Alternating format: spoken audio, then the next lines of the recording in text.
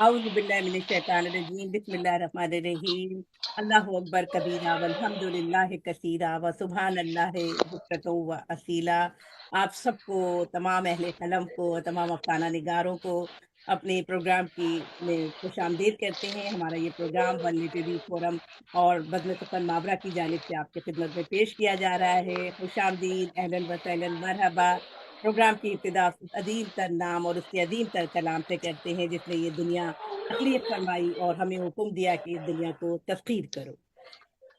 औज़ु बिल्लाहि मिनश शैतानिर रजीम,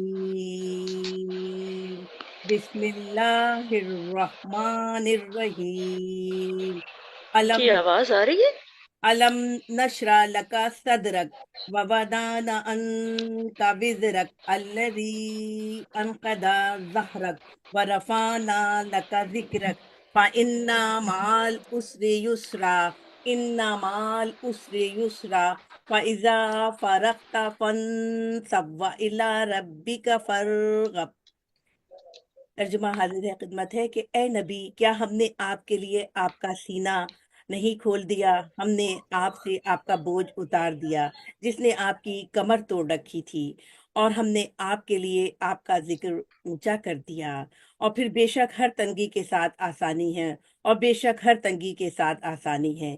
चुनाचे जब आप फारिग हो जाएं तो मेहनत कीजिए और अपने रब की तरफ रग़बत कीजिए। जज़ाकल्लाह खैर। जी सामीन, अपने शाम अफसाना का इब्तिदा करते हैं। हमारे साथ मौजूद है मतलब कुसिया साहिबा, जो माशाल्लाह माशाल्लाह एक बेहतरीन और बाकमाल शायरा के साथ साथ एक बहुत उम्दा अफसाना निगार भी हैं। मैं मुल्तमिस हूँ कुसी साहिबा से कि अपना अफसाना पेश फरमाएं।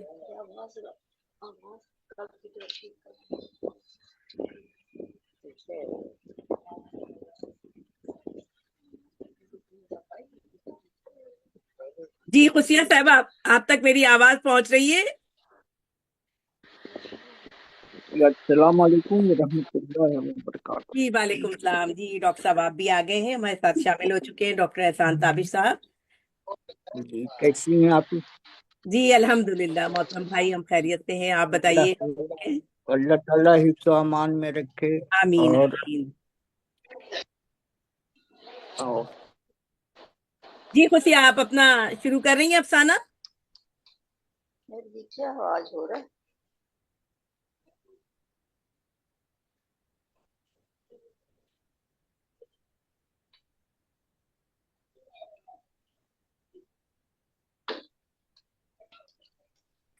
कैमरा ऑन ना करो। जी मेरे ख्याल में डॉक्टर जी गुलेर अरबाब साहिबा भी हमारे साथ शामिल हो चुकी हैं।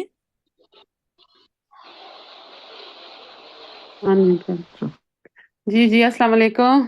वालेकुम अस्सलाम, कैसी अस्सलाम व हैं? रहमतुल्लाहि व शुक्र बरकातहू। अल्हम्दुलिल्लाह, खैर खैरियत। जी खुशिया साहिबा, मैं आपसे मुल्तमिस हूँ कि अपना अफसाना पेश कीजिए। जी मेरे ख्याल है उन तक मेरी आवाज नहीं पहुंच पा रही। जी डॉक्टर एहसान ताबिश साहब हमारे दरमियान मौजूद है। यमीना हाशमी साहिबा, आप करेंगी पेश अपना अफसाना? अपना मीना इरफान नाम है मेरा। तो मैं बिल्कुल कहिए तो आप बिस्मिल्लाह कर दूं। जी जी आप कर दी। मेरे ख्याल है खुशिया तक हमारी आवाज नहीं पहुंच पा रही है। जी जी बिल्कुल बिल्कुल। तो मेरे इसका नाम है रोजा। रोजा। रोजा। रोज़ा।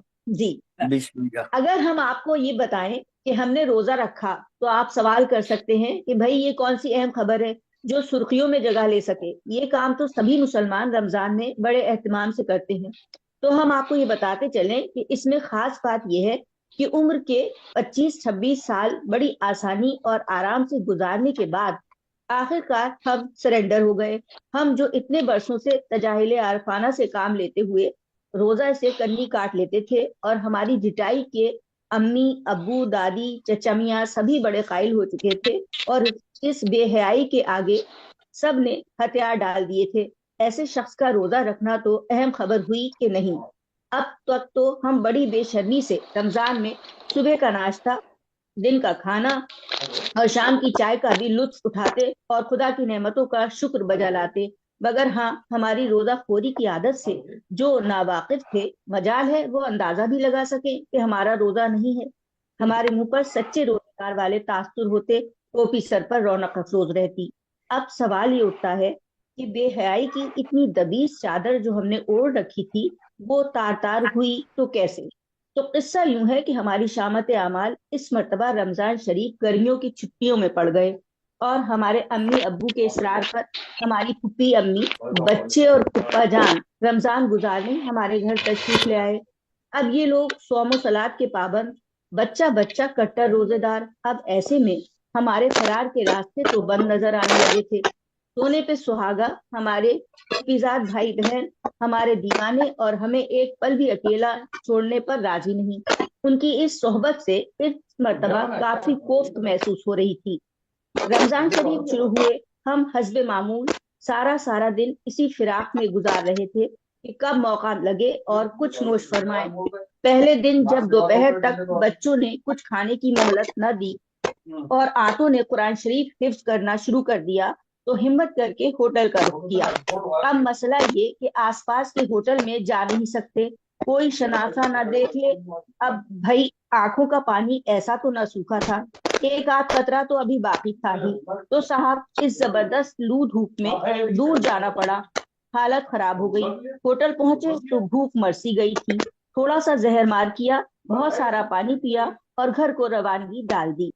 گھر آتے آتے حلق پھر خشک ہو چکا تھا، سورج کی تپش سے چہرہ تمتمایا ہوا۔ تو پھوپھی امی کی نظر ہم پر پڑ گئی، بس لے لیا آڑے ہاتھوں۔ روزے میں گرمی اور لو میں کیا ضرورت تھی باہر جانے کی؟ آخر ایسا کون سا کام تھا جو شام کو نہیں ہو سکتا؟ بچے بھی صدقے واری ہونے لگے۔ جلدی جلدی ہمارے جوتے اتارے گئے، ٹھنڈے پانی میں تولیہ بھگو کر ہمارا منہ صاف کیا گیا۔ اب ان لوگوں کو کیا بتاتے کہ ہماری اس حالت کے ذمہ دار تو یہی لوگ ہیں۔ ہاں، مگر ہمیں روزے دار سمجھ کر جو سب اتنا پیار لٹا رہے تھے اسے دیکھ کر تو ہم شرم سے پانی پانی ہو گئے۔ اب دل میں ارادہ کر لیا تھا کہ چاہے بھوک سے کچھ بھی حال ہو جائے باہر نہیں جائیں گے۔ دوسرے روزے کو باورچی خانہ خالی دیکھ کر جا پہنچے اور کباب پراٹھا رول بنا کر اپنے کمرے تک لانے میں کامیاب ہو گئے۔ اس کامیابی پر نازاں ابھی ایک لقمہ ہی منہ میں رکھ پائے تھے کہ پھوپھی امی کے چھوٹے صاحبزادے جو کہ ہر وقت ہم سے چپکے رہتے تھے آدھم کے اور دروازے پر زور زور سے ہاتھ مارنے لگے۔ اب مرتا کیا نہ کرتا، منہ کا نوالا کسی طرح حلق سے نیچے کھسکایا اور رول کو الماری میں چھپا کر دروازہ کھول دیا۔ پھر شام تک اسی فراق میں رہے کہ اسے ختم کر لیں، مگر موقع ہاتھ نہیں آیا۔ تیسرے روزے میں بھی ایک آدھ بسکٹ پر اکتفا کرنا پڑا۔ اب دکھاوے کے لیے سحری تو کرتے تھے، مگر سحری میں کھایا ہوا دن بھر کہاں چلتا ہے۔ غرض 2-4 روزے اسی طرح گزار کر اپنے اوپر لعنت بھیجی کہ اس طرح بھوکے پیاسے رہنے سے کیا فائدہ، نہ خدا ہی ملا نہ وصال صنم، گناہ بھی اور بے لذت، تو کیوں نہ روزہ رکھ کر ہی دیکھا جائے۔ تو صاحب نیت کر ڈالی، جیڑ کڑا کر کے کچھ وقت نماز قرآن شریف میں گزارا، کچھ بچوں کے ساتھ کھیل میں، باقی سو کر گزارا، اور مغرب کی اذان پر ہم بڑی حیرت میں کہ یہ کیا ہوا، ہم نے روزہ رکھ لیا۔ اتنے برسوں سے جو ہوا بنا ہوا تھا وہ تو کچھ اتنا مشکل کام نہ تھا۔ چٹکی کاٹ کر جب خود کو یقین کرا چکے کہ یہ خواب نہیں، تو اس مارکے کی اطلاع سب سے پہلے دادی کو دی۔ انہوں نے ہماری طرف ایسے چونک کر دیکھا گویا ہم نے کسی ایلین کو پکڑنے کی خبر سنائی ہو۔ ہم بور ہو کر امی کے پاس پہنچے، امی کو بھی ذرا فخر کرنے کا موقع دیا جائے۔ امی کے کان میں جب ہم نے یہ سر پھونکا کہ آج واقعی ہمارا روزہ تھا تو وہ معنی خیز مسکراہٹ کے ساتھ نماز پڑھنے چل دی۔ اب ہمارے اتنے بڑے کارنامے پر یہ سرد مہری بڑا دل برداشتہ ہوئے، مگر اس کی وجہ شاید یہ تھی کہ ہر سال جب ہمارے اوپر لعنت ملامت کی بارش ہوتی، امی دادی دوزخ کی بھیانک منظر کشی کرتی تو رفع شر کی خاطر ہم روزہ رکھنے پر رضامند ہو جاتے۔ سحری میں ہماری خوب کھلائی کرائی جاتی، ہم دل ہی دل میں قہقہے لگاتے کہ نیت تو اپنے ہاتھ کی بات ہے۔ فجر پڑھ کر امی اور دادی اتنے سکون سے سوتی جیسے ہمارے لیے جنت پکی کروا لی ہو۔ ان لوگوں نے پھر ہوتا یوں کہ ہم دن میں کسی وقت رنگے ہاتھوں یا یوں کہیں بھرے منہ پکڑے جاتے۔ 2-4 دن امی کے چہرے پر سوجن رہتی، دادی ہمیں دیکھ کر گردن گھما لیتی۔ چچا میاں اور ابو کو ان باتوں سے اتنا سروکار نہ تھا، ان کا رویہ سو رہتا۔ 2-4 دن بعد حالات معمول پر آ جاتے، مگر آج ہماری مثال کہانی چلاتا ہے۔ اتنا تو واضح ہے کہ ہمارے لیے مرحلہ روزہ رکھنا نہیں بلکہ لوگوں کو یقین دلانا بھی ہے۔ شکریہ۔ بڑا دلچسپ افسانہ تھا مینا عرفان کا۔ یہ سب یقین کیجیے کئی لوگوں کو اپنا بچپن یاد آ گیا ہوگا یقیناً۔ جی، زندگی جی زندگی اسی کا نام ہے، اسی خوبصورتی کا نام ہے۔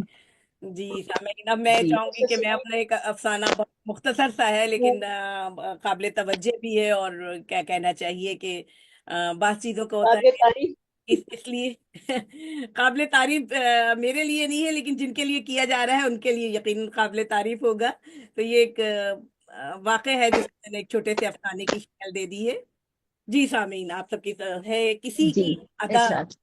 کسی کی ادا دعا بن گئی، کسی کی ادا دعا بن گئی، اس بے دعا تبار بن کا گئی۔ باز اور دنیا میں انسان لوگوں کو برائیوں کا اتنا عادی ہو جاتا ہے کہ وہ اچھائیاں اور نیکیوں کے افسانے، اس کے نیکیوں اور اچھائیاں اسے افسانے سے لگنے لگتی ہیں۔ پاکستان اور خاص کر کراچی کے معصوم اور مظلوم عوام کی گورنمنٹ کی نااہلی سے صبح اور شام ڈاکوں اور لٹوروں کے ہاتھوں اور اپنے جان و مال اور عزت اور آبرو بٹوارے پر مجبور اور بےکس عوام ہو چکی ہے۔ سینکڑوں کی تعداد میں مظلوم لوگ لٹتے ہیں اور اپنی بربادی پر خود ہی تماشا بھی دیکھتے ہیں اور آنسو بھی بہاتے ہیں، لیکن کوئی ان کا پرسان حال نہیں ہوتا، لیکن کوئی ان کے غموں کا مداوع کرنے والا بھی نہیں۔ قانون کے لمبے ہاتھوں نے بھی ان ڈاکوؤں اور لٹیروں کے ہاتھوں کو اور مضبوط بنا دیا ہے۔ گھر اور گھر میں سے باہر روا روزانہ ہی یہ مجرم بڑی بے خوفی اور دھڑلے سے وارداتیں کرتے اور پورے خوف و دہشت کا شکار کر دیتے۔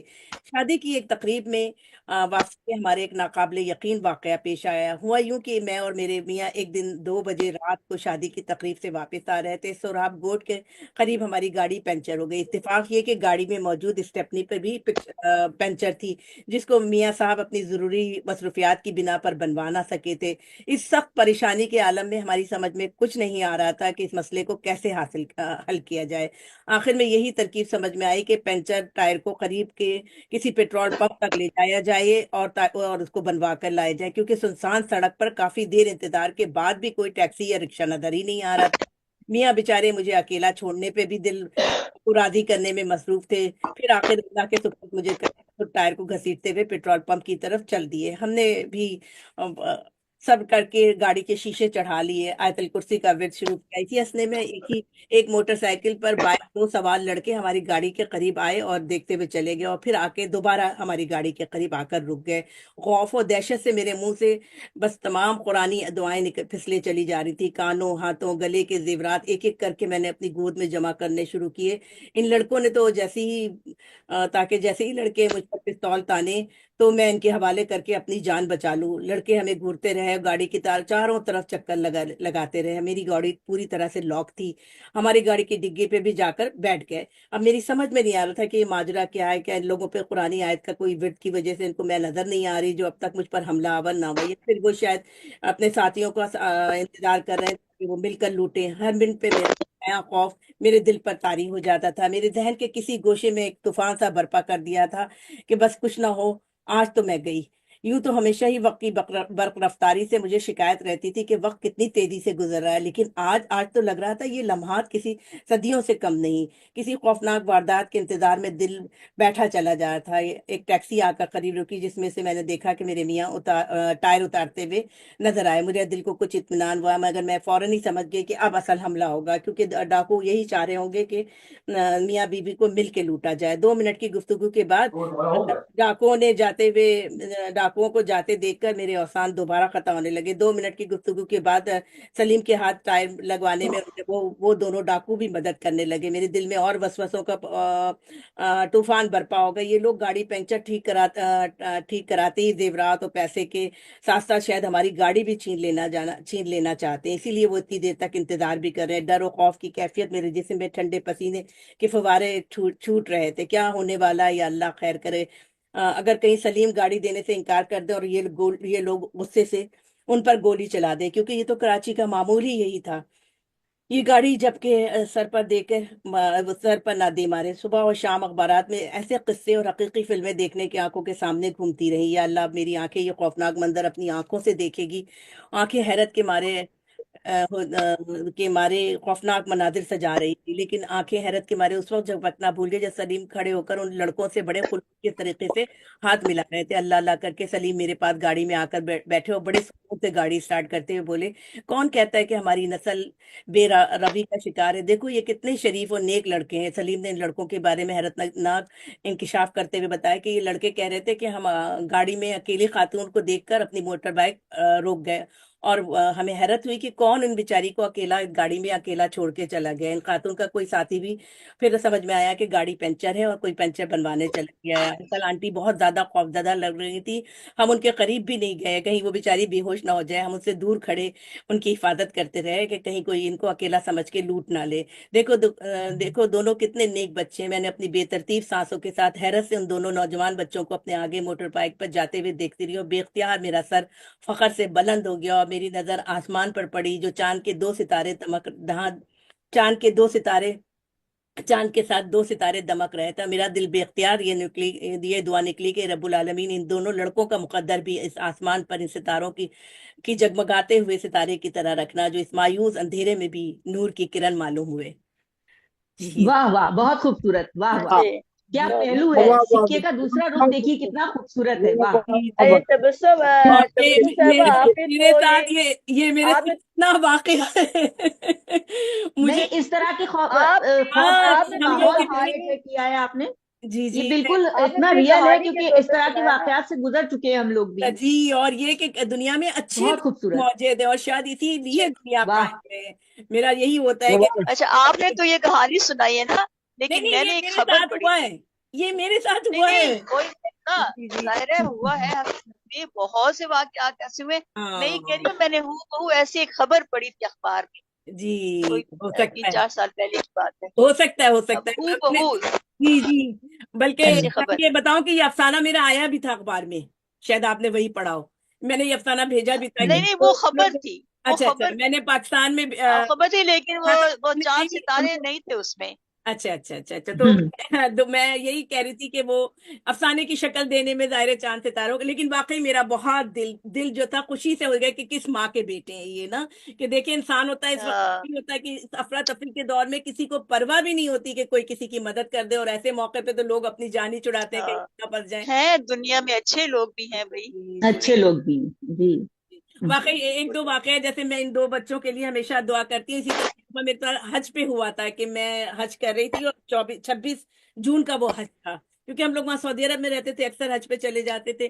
तो वहां पे एक दफा मैं बिल्कुल यानी मौसम जहाँ मुझे खड़ा करके गए, वहां उस जमाने में बहुत कम दरख्त और ये पानी वानी मिलता था। कोई हर एक अपनी पानी छुपाए घूमता था कि कहीं किसी को देना ना पड़ जाए, क्योंकि पानी मिलता ही हाय नहीं था। ये मैं आपको बात कर रही हूँ 88 की, 89 में हम लोगों ने किया था, हाँ 89 की। तो उस जमाने में बहुत कम ये था। तो इत्तेफाक हाँ हुआ कि मैं थोड़ी चंद कदम चली होंगी और मैं रास्ता भूल गई कि मुझे किस तरफ जाना हाय हाय। है। ये बेचारे वो कंकरियां मारने गए हुए थे और मैं रास्ता भूल गई, और मेरी समझ में नहीं आ रहा कि मुझे इधर जाना है कि उधर। खैर मैं भी हिम्मत करके थोड़ी दूर चली गई, शायद याद है। अब बिल्कुल समझे कि मेरी हालत ऐसी हो गई थी कि मैं बेहोश होके बस समझे गिर रही थी। तो वहां पे एक नौजवान जोड़ा जा रहा था, मियाँ बीवी, वो दोनों रुक गए और उन्होंने मेरे पानी डाला और अपनी बोतल से पानी पिलाया। मतलब वो मुझ पे डालने में ही कितना पानी जाया हुआ होगा, मैं यही सोच रही हम्म, थी बाद में। और फिर उसके बाद में बोतल दी और फिर वो दिया कि नहीं नहीं, वो उस जमाने में तो खैर यंग थी तो ज्यादा वो नहीं था कि नहीं नहीं बहन आप बिल्कुल फिक्र ना करें, हम उस वक्त तक आपके साथ रुके जब तक आपके मियाँ नहीं आ जाते, आप आराम से बैठे हैं, वो तसल्ली। तो मुझे वो लोग भी बहुत याद रहते हैं कि वाकई जो जिस वक्त आप हो ऐसे हो कि जब कोई भी आपके पास नहीं हो। ये भी अल्लाह की मदद होती है। अल्लाह ही होता है जो ये जी हमारी आयतल कुर्सी और दुरूद शरीफ चीजों की बरकतों से अल्लाह ताला हम लोगों पे अपनी रहमत बेशक। देता है। जी खैर आमीन। खैर से मदद हो जाती है। जी सामीन अपने सिलसिला ये अफसाना।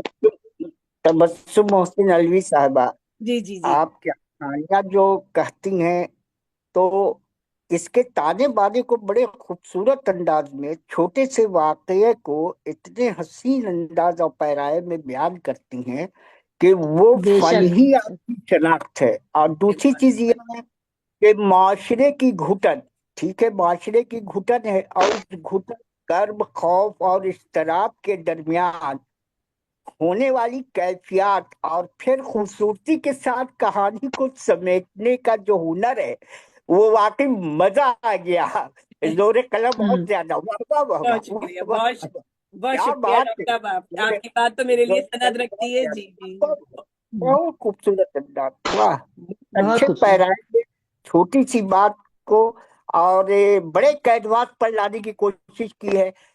इससे बहुत सारे जो है मानवीयत जो है उभर कर सामने आती है। इसके पीछे पर्दा बहुत सारी चीजें हैं। यानी एक दो चीजें नहीं है, बहुत सारी चीजें हैं जो जहन में उभर कर सामने आती हैं। और यही कहानी का फन है कि कहानी का एक नुक्ता दायरा बन जाए और वो दायरा बन गया। वाह वाह वाह जी वाह वाह, जी। बहुत खूब बहुत शुक्रिया डॉक्टर साहब, बहुत शुक्रिया, आपकी बात तो हमारे लिए सनद बहुत रखती खूब। है। जी जी। जी सामीन, आगे की जानिब चलते हैं। हम मोहतरमा कुसिया कुस्सी साहिबा से मुल्तमिस हैं कि आप अपना अफसाना पेश फरमाएं। जी बहुत शुक्रिया। अ, एक मुख्तसर सा अफसाना है, उस पछतावा नाम है उसका, पछतावा। पछतावा। अच्छा, आवाज आ रही है ना? जी जी जी। जी जी। जी। सॉरी, चश्मे लाना भूल गई। शाजी, मैंने अपनी सारी पोजीशन तुम पर वाजे कर दी है। वकास ने बड़े एतमाद से शाजी का हाथ अपने हाथ में लेते हुए कहा, हाँ वकास, औरत के लिए तो इज्जत और मोहब्बत ही बड़ी चीज होती है। कम से कम मैं तो यही समझती हूँ, लेकिन ये दुनिया वाले इससे कहीं आगे देखते हैं। मेरे घर वाले खुसूसन माँ को समझाओ तो मैं मान। शाजी ने मुस्कुराते हुए कहा। शाजी जब घर आई तो उसने अपने वालिद को ये कहते हुए सुना कि मरियम, लड़का तो बहुत अच्छा है, शरीफ है, मेहनती है, पर हमारी बेटी को पसंद तुम्हें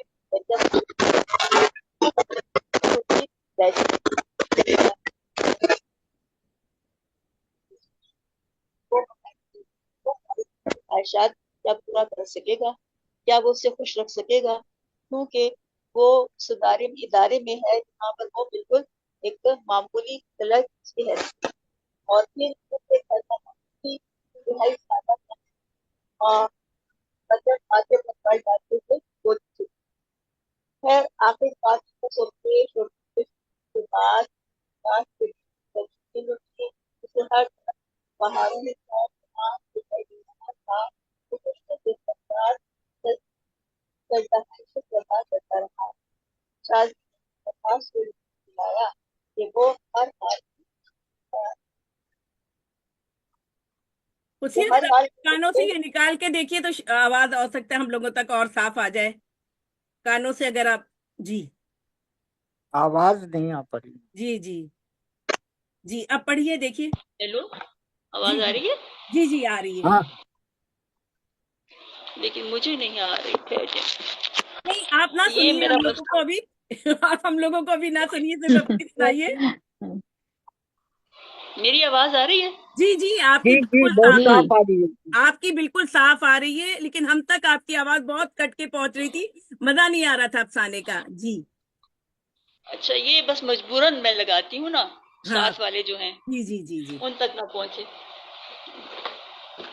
अच्छा जी, तो उसने कहा कि मैं उसके साथ मैं आपके साथ हर हालत में गुजारा करूंगी। अगर खुदा न खास्ता नामाफिक हालात भी हुए तो मैं समझौता कर लूंगी। तो विक्की, अगर जरूरत पड़े तो मैं जॉब भी कर लूंगी किसी स्कूल कॉलेज में। शाजी ने जैसे फैसलाकुन अंदाज में कहा, यार क्या हम यहाँ पर माशी जिंदगी को डिस्कस करने आए हैं? ये देखिए खूबसूरत मनाजिर एंजॉय करो, ऐसे हसीन वादियों में हम इसलिए आए हैं। यहाँ एक एक गोशा रुमान परवर है और लगता है कि अल्लाह की हमदो सना में मसरूफ है। ये सब शजर हजर अल्लाह के साथ रुमान कर रहे हैं। वाह। वाह वाह विकी, तुमने रुमान की बात भी खूब कही। और 2 दिन के बाद हम वापस चले जाएंगे इन हसीन मनाजिर को छोड़कर। और फिर हाँ, तुम क्या कह रही थी कि तुम क्या जॉब करोगी? यार अगर तुमने जॉब किया ना तो तुम्हारा हुस्न गहना जाएगा, तुम्हारे हुस्न को गहन लग जाएगा। और दूसरे ये कि अम्मी भी तो राजी नहीं होंगी तुम्हारी जॉब करने पर। जब वो घर वापस आए تو وکی کی بہن جو کہ بیچاری بیوہ تھی اپنی ایک بچی کے ساتھ ماں کے گھر آ کر رہنے کے لیے آ گئی تھی۔ بھائی نے اسے بڑی خوشی سے ویلکم کہا اور سوچنے لگا کہ خدا کے کاموں میں کسی کو دخل نہیں۔ شازی بھی اسے دیکھ کر بہت دکھی ہو گئی اور دل میں جاب کرنے کی ٹھان لی۔ بڑی رد و قد کے بعد ماں نے اجازت دے دی، یعنی کہ ساس نے اجازت دے دی، مگر وہ اس طرح جوان جہان کو روزانہ باہر نکلتے دیکھ نہیں سکتی تھی اور اسے بہت برا لگتا تھا، وہ اس چیز کی حامی نہیں تھی۔ ہاں، اور وکی کی بھی آنکھوں میں کبھی کبھی دھواں بھر جاتا تو وہ اسے سمجھاتی کہ جب ہم رفیق حیات ہیں تو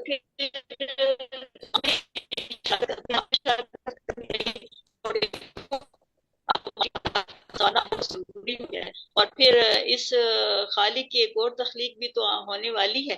اللہ کی مخلوق کو پالنا اب ہماری ذمہ داری بن گئی ہے، شازی نے قدرے شرماتے ہوئے کہا۔ اب شازی تھی اور گھر اور باہر کی ذمہ داریاں، وہ جس اسکول میں وائس پرنسپل کی جاب پر تعینات ہوئی تھی وہاں کا اسٹاف، پڑھیے آپ پڑھیے۔ جی میں دیکھتی ہوں۔ وہاں کا اسٹاف اور طالبات بہت خوش تھی اور اس کے اخلاق اور محنت اور کام اور ذہانت کی وجہ سے۔ اس نے اتفاق سے جب اسکول جوائن کیا تو انہی دنوں امتحانات قریب تھے اور ابھی امتحانات میں کوئی 1.5 ماہ تھا، تو اس کے فوراً بعد اسکول کی نصابی اور غیر نصابی سرگرمیاں بھی شروع ہونے والی تھی۔ ان سب سرگرمیوں میں وہ اتنی مصروف ہو گئی کہ اسے گھر کافی لیٹ پہنچنا پڑتا۔ پہلے تو رقیہ بیگم خاموش رہی، مگر ایک دن وہ پھٹ پڑی اور بولی، اے بیگم صاحبہ، میں اس لیے تو تمہیں جاب کے خلاف تھی، میں تمہاری جاب کے خلاف تھی، دیکھو سارا کام اس بیوہ عورت کو کرنا پڑ رہا ہے، بھلا یہ کیسی ڈیوٹی ہے کہ صبح کی تم گئی اور 5 بجے تم لوٹتی ہو، بس چھوڑ دو یہ نوکری ووکری۔ میں وکی سے بھی بات کرتی ہوں کہ یہ شریفوں کے طور طریقے اور یہ ڈھنگ نہیں ہے، بس گزارا کرو تم۔ اس بات پر شازی نے زبان کھولی کہ میں ہی تو گزارا کر رہی ہوں، اب کیا کروں؟ اسکول میں اتنا کام ہوتا ہے کہ پرنسپل اور وائس پرنسپل کو چھٹی کے بعد بھی کچھ دیر رکنا پڑتا ہے، اور میرے اوپر تو ذمہ داریاں بھی کچھ دوہری ہیں، دوہری آن پڑی ہیں۔ اور اس نے آہستہ سے کہا کہ اس کو چھٹی نہ ملی، جس کو سبق یاد ہوا، تو قاضی نے یہ مسکرا کے کہا، پر رقیہ بیگم کو اور زیادہ غصہ آیا۔ ہاں اب تو تمہاری میں چھٹی کرا دوں گی، وہ بہت تمتماتی ہوئی بولی۔ اگلے دن شازی کی ساس یعنی رقیہ بیگم جو تھی، اس نے اسکول جانے کی ٹھانی تاکہ وہ پرنسپل سے بات کرے کہ یہ کیا تماشا ہے، سب لوگ 3 بجے تک آ جاتے ہیں اور یہ محترمہ 5 بجے آپ ان کو کیوں چھوڑتی ہیں۔ پھر وہ اگلے دن جب آفس گئی تو معلوم ہوا کہ شازی تو کسی اسٹاف ممبر کے ساتھ باہر اسکول کے کسی ضروری کام سے گئی ہیں۔ وہ گھنٹہ بھر انتظار کرتی رہی اور شازی تو کسی دوسرے آفس گئی ہوئی تھی، اس لیے رقیہ کو کافی دیر انتظار کرنا پڑا، اس کے انتظار تک وہ نہیں آئی، نہ پہنچی۔ بس اب تو شازیہ بیچاری کی شامت تھی۔ اس کے گھر آتے ہی رقیہ نے اپنے بیٹے کو بڑے غضبناک انداز سے بلایا اور کہا، دیکھو وکاس، آج یہ تماشا ختم کرو، بس بہت ہو گیا، یا تو اسے گھر بٹھاؤ یا چھٹی کراؤ۔ امی آپ کیوں نہیں سمجھتی؟ کیا شازی گھر آ کر آپ اور باجی کا ہاتھ نہیں بٹاتی؟ ایسی بہویں بہت کم ہوتی ہیں، ٹھنڈے دودھ کو پھونکے مت مارے۔ ہاں دیکھو سلمہ، بھائی کی بات سنی، کیسے اپنی بیوی کی سائیڈ لے رہا ہے۔ شازی کا جی چاہا کہ سب کچھ پہ لعنت بھیج کر بس گھر بیٹھ جائے۔ پھر اس نے لاہور پڑھا اور اس نے ٹھنڈے دل سے سوچا کہ پھر تو ساری زندگی بربادی ہوگی۔ پھر اگلے دن جاتے ہوئے کہہ گئی کہ آج تو شاید میں زیادہ لیٹ آؤں گی کیونکہ باہر سے کچھ سرکاری مہمان آئے ہوئے ہیں، اس لیے میں شام سے پہلے نہیں آ سکتی۔ ساس رقیہ بیگم تو اس کی اس بات پر نہایت ہی چراغ خواہ اور سیخ خواہ ہو گئی اور سوچنے لگی کہ اس کی یہ جرت، یہ مجھے کیسے جواب دے رہی ہے۔ اور پھر وہ غصے میں آ کر کچہری گئی اور جا کے وہاں سے فارم لائی کہ تاکہ اسے اس کا طلاق نامہ تیار کروائے۔ فی الحال تو اس نے سوچا کہ جعلی طلاق نامہ تیار کرتی ہوں اور وہ اپنے ارادوں کے ساتھ اسکول کے پرنسپل کو دے آئی کہ اسے شازی کو دے دے۔ اور آتے ہوئے جب اسکول یعنی آ رہی تھی تو اس نے چوکیدار سے بھی پوچھا کہ بھئی یہ جو شازیہ ٹیچر ہے یہ کیوں لیٹ آتی ہے؟ تو اس نے جواب دیا کہ بھئی وہ آج کل طالبات کو ٹیوشن پڑھا رہی ہے کیونکہ اور باقی باتیں جو آپ اندر جا کر پوچھ لیں۔ پرنسپل نے بھی کہا کہ لڑکیوں کے والدین نے ٹیوشن پڑھانے کو کہا ہے، ہم شازی اور ایک اور ٹیچر کو ہم نے مقرر کیا ہے کیونکہ شازی اپنے شوہر کی مدد بھی تو کرنا چاہتی ہے نا۔ کیا وہ آپ کے گھر کی وہ ہے خاتون ہے، آپ کی بہو ہے، کیا آپ کو نہیں معلوم کہ وہ ٹیوشن پڑھاتی ہے؟ تو ساس کے ہاتھ پاؤں پھول گئے۔ پرنسپل نے شازی کو وہ فارم پکڑا دیا اور ساس تو پچھتاووں میں گھری ہوئی گھر آ گئی اور بیٹے کو بھی سب اپنے کرتوت بتا دیے۔ تو اب شازی نے فارم دکھایا اور گھر آئی تو ساس نے کہا کہ وہ روحانسی ہو کر بولی، ارے بیٹا یہ جعلی طلاق نامہ ہے۔ شازی نے کہا ٹھیک ہے میں اس کو اب اصلی بنا دوں گی، تم نے تو جعلی بنایا، میں اب اس کو اصلی بنا دوں گی اور میں اس سب کو طلاق دیتی ہوں، میں سب گھر والوں کو طلاق دیتی ہوں۔ جی بس شکریہ جی۔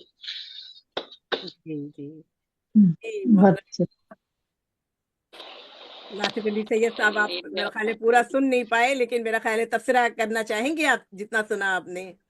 وہ جنہوں نے پورا سنا ہے وہ تبصرہ کر لیں تو اچھا ہوگا نا۔ السلام علیکم۔ السلام علیکم۔ السلام علیکم۔ السلام علیکم۔ ہاں بس آج میں ایک تقریب سے آیا ہوں اور آتے ہی بس بیٹھ گیا ہوں، چینج تک نہیں کیا۔ ناصر بھائی آپ کی طبیعت کیسی ہے؟ جو گلے کا آپ کا ہوا تھا اب ٹھیک ہے، بہتر ہے؟ میں نے گلا آپ کچھ گزارا کر رہا ہے، آواز میری شاید 100% فٹ نہیں ہوں، لیکن اب ایک تقریب میں گیا تھا، یہ قدسی جی کو پتہ ہے مشرف فرق کی کتاب کی آج تک رونمائی تھی تو مجھے جانا تھا وہاں پر، تو پریزیڈیم میں شامل تھا تو اس لیے ورنہ میں نہ جاتا، تو بس وہاں سے بھاگا آ کر بیٹھ گیا۔ اس سے پہلے کا پوچھ رہی تھی جو آپ کے گلے میں ہڈی کی وہ پھنس گئی تھی، کیا ہوا تھا آپ کا؟ ان کو بھی میری آواز سمجھ نہیں آئی۔ جی میں پوچھ رہی تھی کہ چلیے میں پھر آپ سے بات کروں گی۔ چلیے ہم آگے چلتے ہیں۔ ڈاکٹر احسان تابش صاحب نے پورا افسانہ سنا ہے، ہم چاہیں گے کہ ڈاکٹر احسان تابش صاحب اس پہ تبصرہ کر دیں تو ہم آگے بڑھیں۔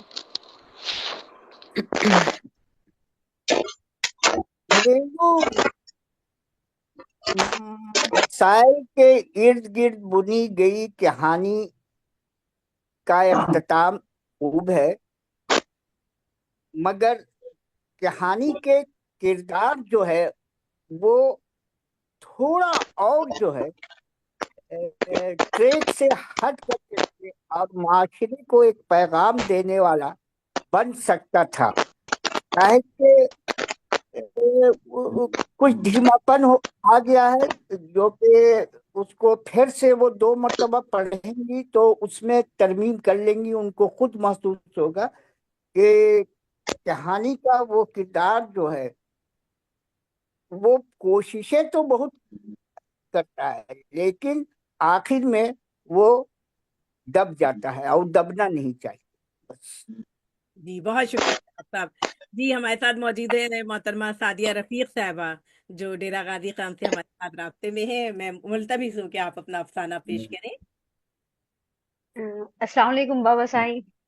وعلیکم السلام۔ وعلیکم السلام بیٹے، آپ کی راستے میں کال بھی آ رہی تھی، میں راستے میں تھا اور بیچ میں ایک 2 فلم بھی آ گئی تھی تو I'm sorry۔ میں آپ کا انتظار کر رہی تھی، میں نے میڈم سے کہا کہ I'm sorry بس میں تو بھاگ پہنچا ہوں اور بس دیکھو میں چینج کیے بغیر بیٹھ گیا ہوں آ کر۔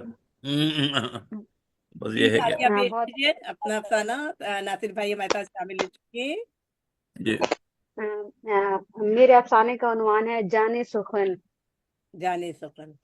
जाने जाने सुखन।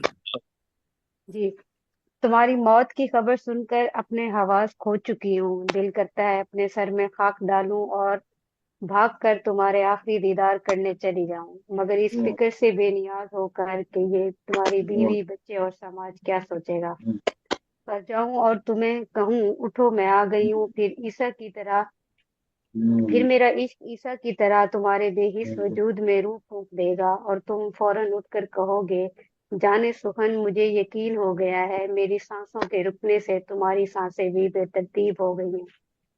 हाँ, मेरी धड़कन रुक सी गई है, आवाज बिल्कुल गुम हो गई है, इतना नहीं कह पाई हूँ इन्ना लिल्लाहि व इन्ना इलैहि राजिऊन। मैं जानती थी तुम फना के सफर पर रवां दवा हो, मगर मंजिल में यूं वीरानी होगी मालूम ना था, मोहब्बत यूं फानी होगी।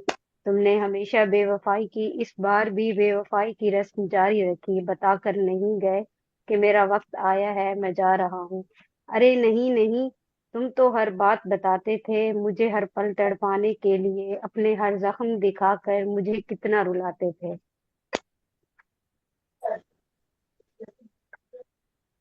तुम जब तुम काबा की तरफ गए मुझे बताकर गए थे, मेरी बर्बादी की मुझसे माफी मांग कर गए थे, खुदा के पास जाने का इरादा बना लिया था तुमने, ये नहीं बता पाए।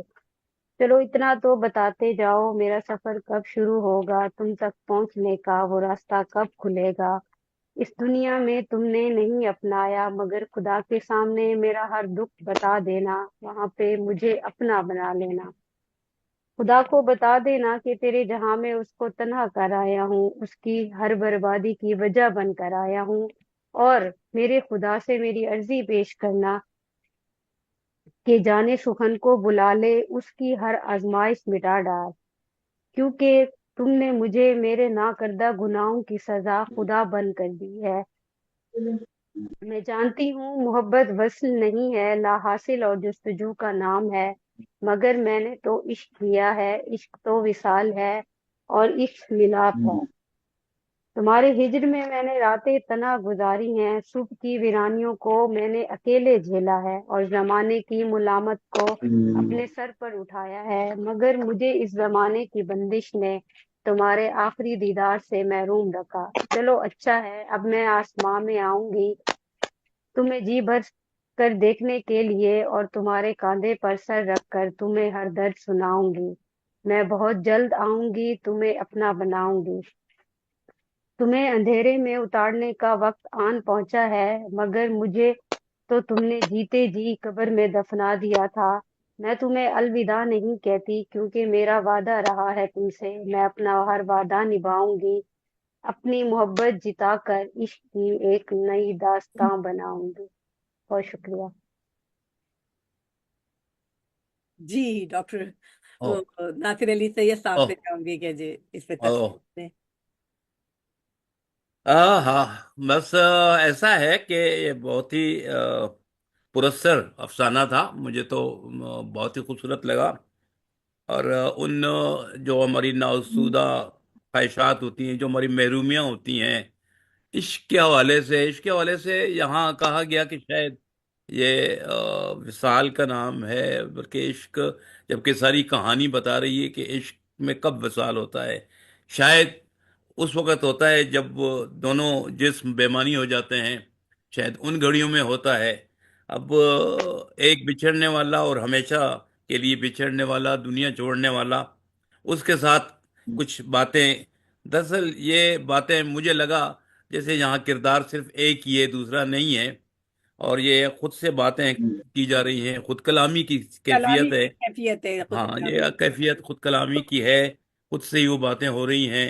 ज़ाहिर है वैसे भी अगर ये दो किरदार भी होते तो दूसरा तो था भी नहीं, अदरवाइज भी नहीं था, लेकिन ये सब कुछ खुद से ही कहा जा रहा है। और ये जिसकी मौत हुई है, जिसको कहा जा रहा है बार बार कि वो अब नहीं है, जो हर बात बता के जाता है सब कुछ, मुझे लगता है कि ऐसा भी कुछ नहीं है। ये उसी इश्क की बात है, उसी मोहब्बत की बात है जो उसे कभी हासिल नहीं हुआ। کیونکہ اس میں ایک جگہ پہ کہتی ہے کہ ہمیشہ کی طرح اس دفعہ بھی. تو اس کا مطلب ہے کہ وہ عشق، وہی محرومیاں، وہی جو آپ کے اپنے کے اندر کو جب سوال اٹھتے ہیں، جب ان کا آپ کو جواب نہیں ملتا، تو اس حوالے سے میں سمجھتا ہوں ایک مختصر مگر بہت ہی پراسرار افسانہ ہے جو آپ کو ساتھ لے کے چل رہا ہوتا ہے. اور اس کا ایک دم جو ختم ہونا ہے، میرا خیال ہے وہ جو بات ادھوری چھوڑ دی جاتی ہے اس کا زیادہ اثر ہوتا ہے. اس کے کہانی اس کے بعد شروع ہو رہی ہے. کہانی جہاں اس نے ختم کی ہے، اس افسانے کی کہانی اس کے بعد شروع ہو رہی ہے. آپ کو یقیناً کافکا کا کیسل بھی یاد ہوگا، وہ اس کو پورا نہیں کر پایا تھا. اس سے تب سے اب تک اس پہ لاکھوں دفعہ لکھا جا چکا ہے، اور ہر ایک اس کی اپنی توضیحات کر رہا ہے، کیونکہ اس نے اسے ادھورا چھوڑ دیا تھا. اور جو چیزیں ادھوری چھوڑ دی جائیں وہ پھر چلتی رہتی ہیں، وہ ختم نہیں ہوتی. جس کو آپ مکمل کرتے ہیں، دائرہ مکمل ہو جاتا ہے تو مر جاتا ہے. یہ ڈی ایچ لارنس نے بھی یہ کہا تھا کہ جب کسی کہانی کے معنی طے ہو جائیں تو وہ مر جاتی ہے. تو یہ اس کے معنی طے نہیں ہو رہا ہے، یہ ایک ایسا سفر ہے جو اب شروع ہو رہا ہے. میں سمجھتا ہوں کہ اس نوجوان بیٹیا نے بہت ہی خوبصورت افسانہ بنا ہے، بہت ہی خوبصورت. بہت بہت شکریہ، اچھی بہت کوشش شکریہ کی. بابا جان۔ ہم آگے کی جانب چلتے ہیں. ہمارے ساتھ موجود ہے ڈاکٹر احسان تابش صاحب، جو ماشاءاللہ بہت ہی عمدہ شاعر بھی ہیں اور باکمال افسانہ نگار ہیں. میں ملتمس ہوں بڑے ادب اور احترام کے ساتھ محترم جناب ڈاکٹر احسان تابش صاحب سے کہ اپنا افسانہ پیش فرمائیں. یہ میری خوش قسمتی ہے کہ آج ناصر بھائی موجود ہیں. اللہ بہت تعالیٰ محبت آپ کی، بہت محبت. اللہ تعالیٰ ان کو اپنے حفظ و امان میں رکھے. آمین. امین اور آمین آمین، سمیت سب دوستوں کے. آپ جیسے لوگ گوہر نایاب ہیں اور ہمارے درمیان جو ہے ہمت و حوصلہ محبت، کا باعث ہے. بہت محبت، بہت محبت. خوبصورت سماعتوں کی نظر، جلتی بجھتی شمع. واہ. دل کوئی فلسفہ نہیں مانتا، واہ. اس کی ضدیں انوکھی ہیں، انداز نرالے ہیں، ادائیں جان لیوا ہیں. وہ وہیں بسیرا کر لیتا ہے جہاں آندھیاں ہوں، طوفان ہوں، بگولے چکر کاٹ رہے ہوں. زخمی دل سر پٹخ کر آوازوں پر آوازیں دیتا رہتا ہے، مگر سننے والا کوئی نہیں ہوتا.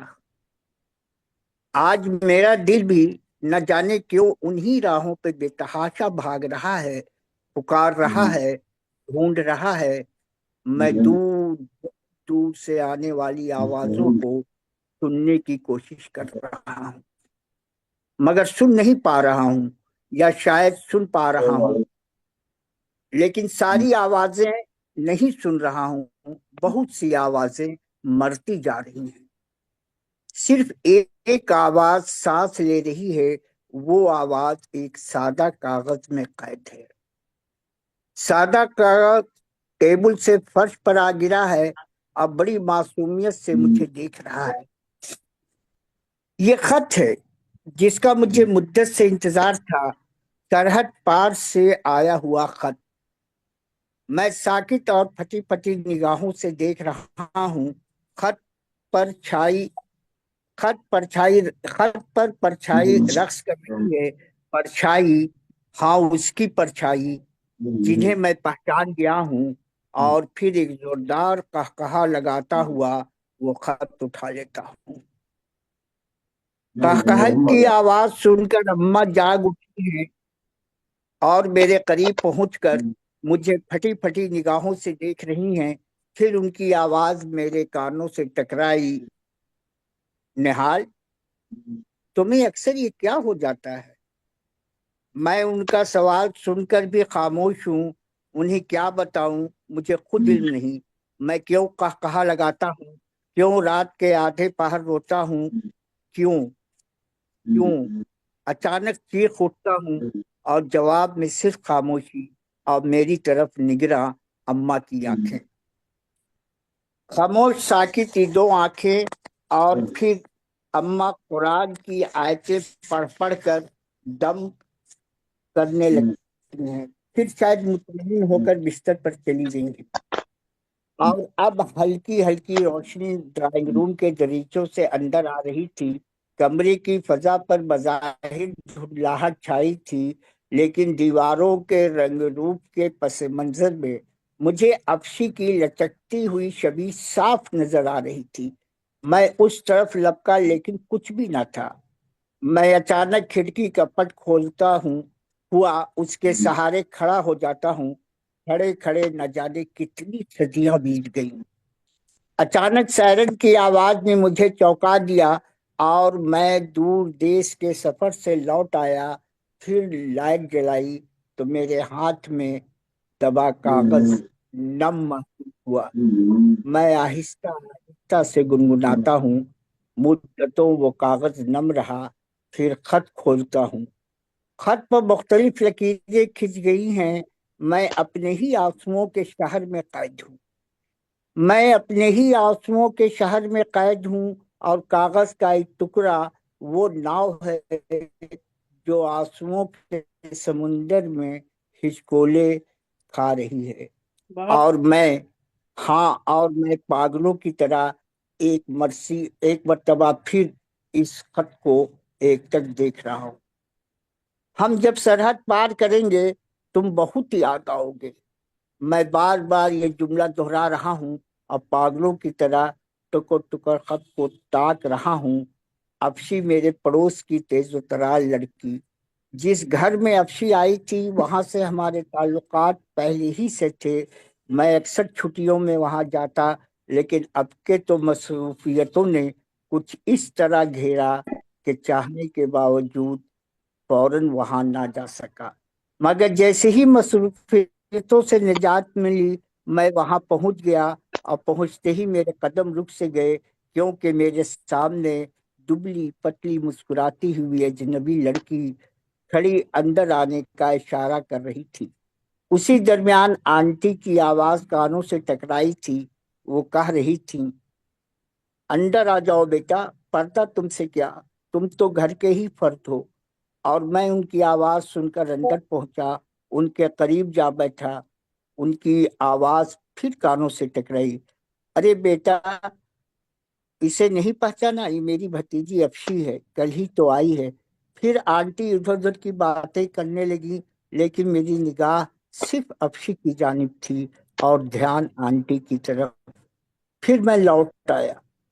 चंद ही दिनों में वो बेहद करीब आ चुकी थी। वो तरह तरह की अटखेलियां करती, बच्चों की तरह मुंह बनाकर रूठ जाती और फिर मुस्कुरा कर बातें शुरू करती।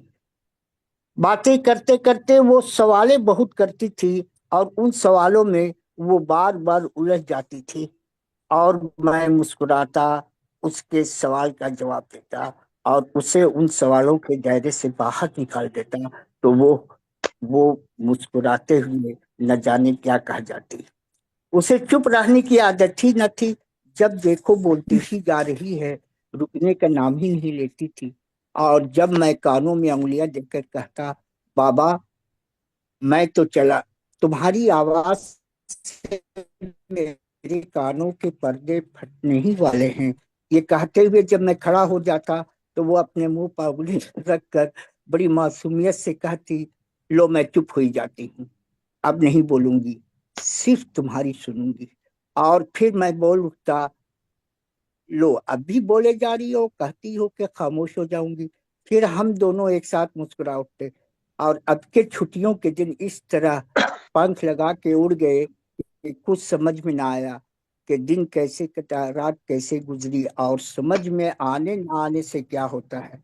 छुट्टियों के दिन तो गुजर ही गए और मुझे वापस आकर ड्यूटी ज्वाइन करनी पड़ी। और जाने क्यों पहली मर्तबा एतवार का इंतजार करने लग गया। इंतजार, इंतजार, जिसकी कदर पहली मर्तबा महसूस हुई। इंतजार जिसने मुझे अंधेरों से भी बेफिक्र कर दिया था और चारों ओर से घेरे हुए थे। इंतजार जिसने अंधेरे वीराने खंडहर नुमा दिल के नहाखानों में एक चिराग रोशन कर दिया था। चिराग रोशन होते ही मैं चौंक उठा। ऐसा लगा जैसे मैं सदियों का सोया आज जाग उठा हूँ। और फिर जब मैंने निगाहें उठाई तो अपनी तरफ उस दुबली पतली अल्हड़ लड़की की आंखों को मुंतजिर पाया। कितनी खामोश थी वो आंखें। हाँ, वो अपनी आंखों के सहारे मेरे पूरे वजूद को अपने अंदर जज्ब करती चली गई। ऐसा लगा कि मेरे गमों, मेरी उदासियों, मेरी फिक्रों और अपनी इन आंखों के जरिए निचोड़ कर दूर, बहुत दूर दफन कराई और फिर अपनी 2 आंखों के जरिए मेरे अंदर खुशियां, मुस्कुराहटें जज्ब करती चली गई। अचानक मेरी तब्दीलियों पर सभी ने हैरत का मुजाहरा किया। किसी के समझ में इन तब्दीलियों का राज ना आ सका। हम जब सरहद पार करेंगे उस वक्त तुम बहुत याद आओगे। एक तहरीर फिर चमकी और उस रोशनी में वो रात रोशन हुई जब निस्फ शब से जरा पहले तक मैं अफशी के साथ शहर के खास शाहराहों पर घूमता फिरा था। उस वक्त शहर की आंखें तकरीबन बंद हो चुकी थी, मंजिल का पता न था, समतों का तयन हमारे बढ़ते हुए कदमों से हो रहा था। अफशी चाहती थी हम यूं ही चलते रहें। मैं कहीं दम भर ठहर जाता तो वो आगे बढ़ जाती, फिर जरा तेज चलकर मैं उसके दोष बदोश हो जाता और फिर घर लौट आता। वक्त का धारा बहता रहा, निशानात छोड़ता चला गया। मोहब्बत के नकूश 2 दिलों पर गहरे होते रहे। शामें खुशगवार और सुबह पुरबहार गुजरने लगी और अब मैं पतझड़ के गर्म रात में सहरा का मुसाफिर हूँ और एक तहरीर मेरे लिए बैकवक्त साया नखील भी है और शोले सहरा भी। हम जब सरहद पार करेंगे उस वक्त तुम बहुत याद आओगे, तुम बहुत याद आओगे, तुम बहुत याद आओगे। मेरी आंखें धुंधला गई हैं और धुंधले कुछ अक्स मेरी आंखों के सामने रक्स कुना है। मुझे बहुत सारी सुबह शामें याद आती हैं और फिर वो लम्हे याद आते ही रोंगटे खड़े हो जाते हैं। अमावस की काली रात थी। मैं 1 माह बाद अपने घर वापस लौटा था। उस दरमियान ना ही अफशी से मुलाकात हुई थी, ना ही खत के जरिया बातें। इसलिए मैं तरह तरह के प्लान बनाता, बिगाड़ता, नए तरीके सोचता हुआ जो ही घर पहुंचा, ढेर सारे जाने पहचाने लोगों ने मेरा इस्तकबाल किया और मैं गड़बड़ा गया। क्या बात है, खैरियत तो? तब अम्मा ने बताया कि आंटी का अचानक कराची जाने का प्रोग्राम बन गया और अब सब लोग पाकिस्तान जा रहे हैं। बस उस वक्त उसी लम्हा रिक्शा आने वाला है। मैं साकित खड़ा एक तक देखता रहा।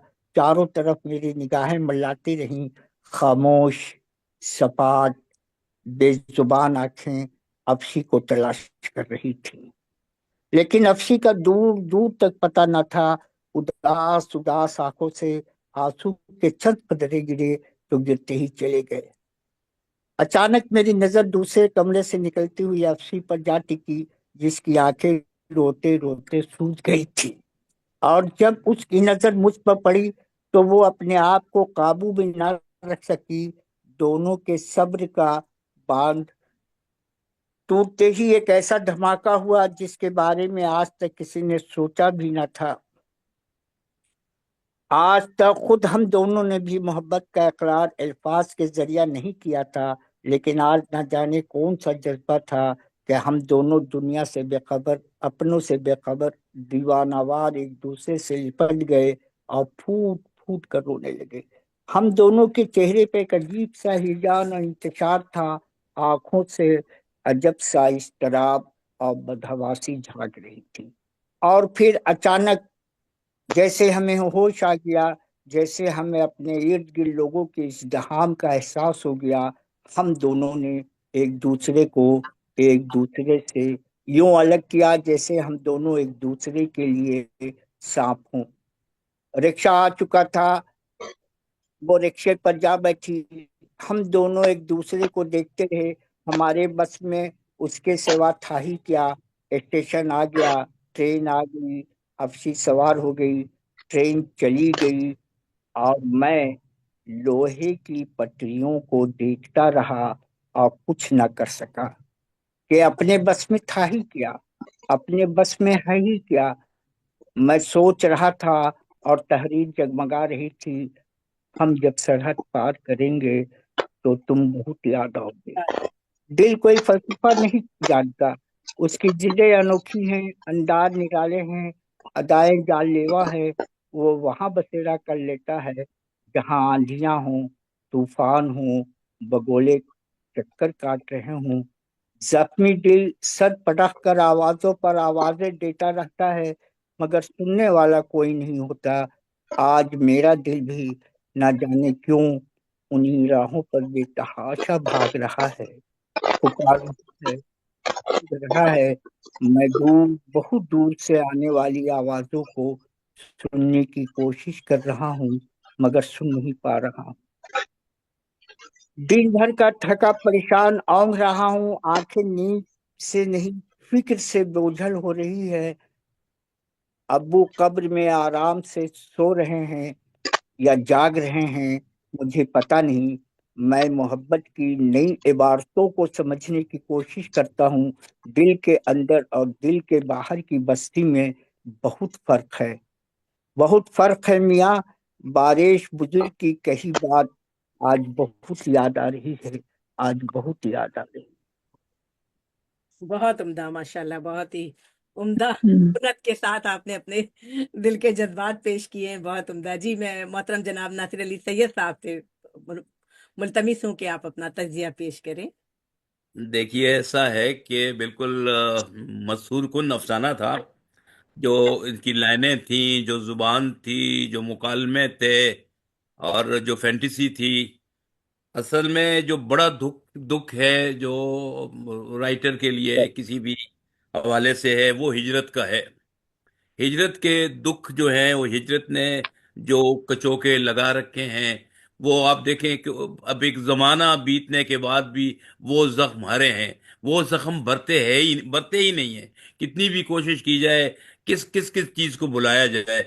और ये जो इन्होंने कमाल कमाल महारत से जो लाइन लिखी कि जब हम सरहद पार करेंगे, आप मुझे ऐसा है कि रुला देने वाली, चीखें मार मार कर रोने को दिल करता है। जब जब अफसाने में ये लाइन आई है, तो वो कैफियत सारी, वो सारी मोहब्बतों की खट्टी मीठी कहानियां, बहुत मजे मजे की लाइनें हैं। चाहत के वो सारे नशे रिश्ते, वो सारे हवाले बहुत खूबसूरती के साथ वो उसको लेकर चले हैं। लेकिन दुख, बड़ा दुख वही है, वो विछोड़े का है। ये किसी एक अफशी के बिछड़ने की कहानी नहीं है। ये कई अफशियां जो हैं जो इसमें बिछड़ गई हैं, कई लोग एक दूसरे से बिछड़ गए हैं। यहाँ मीना जी मौजूद हैं, मीना इरफान।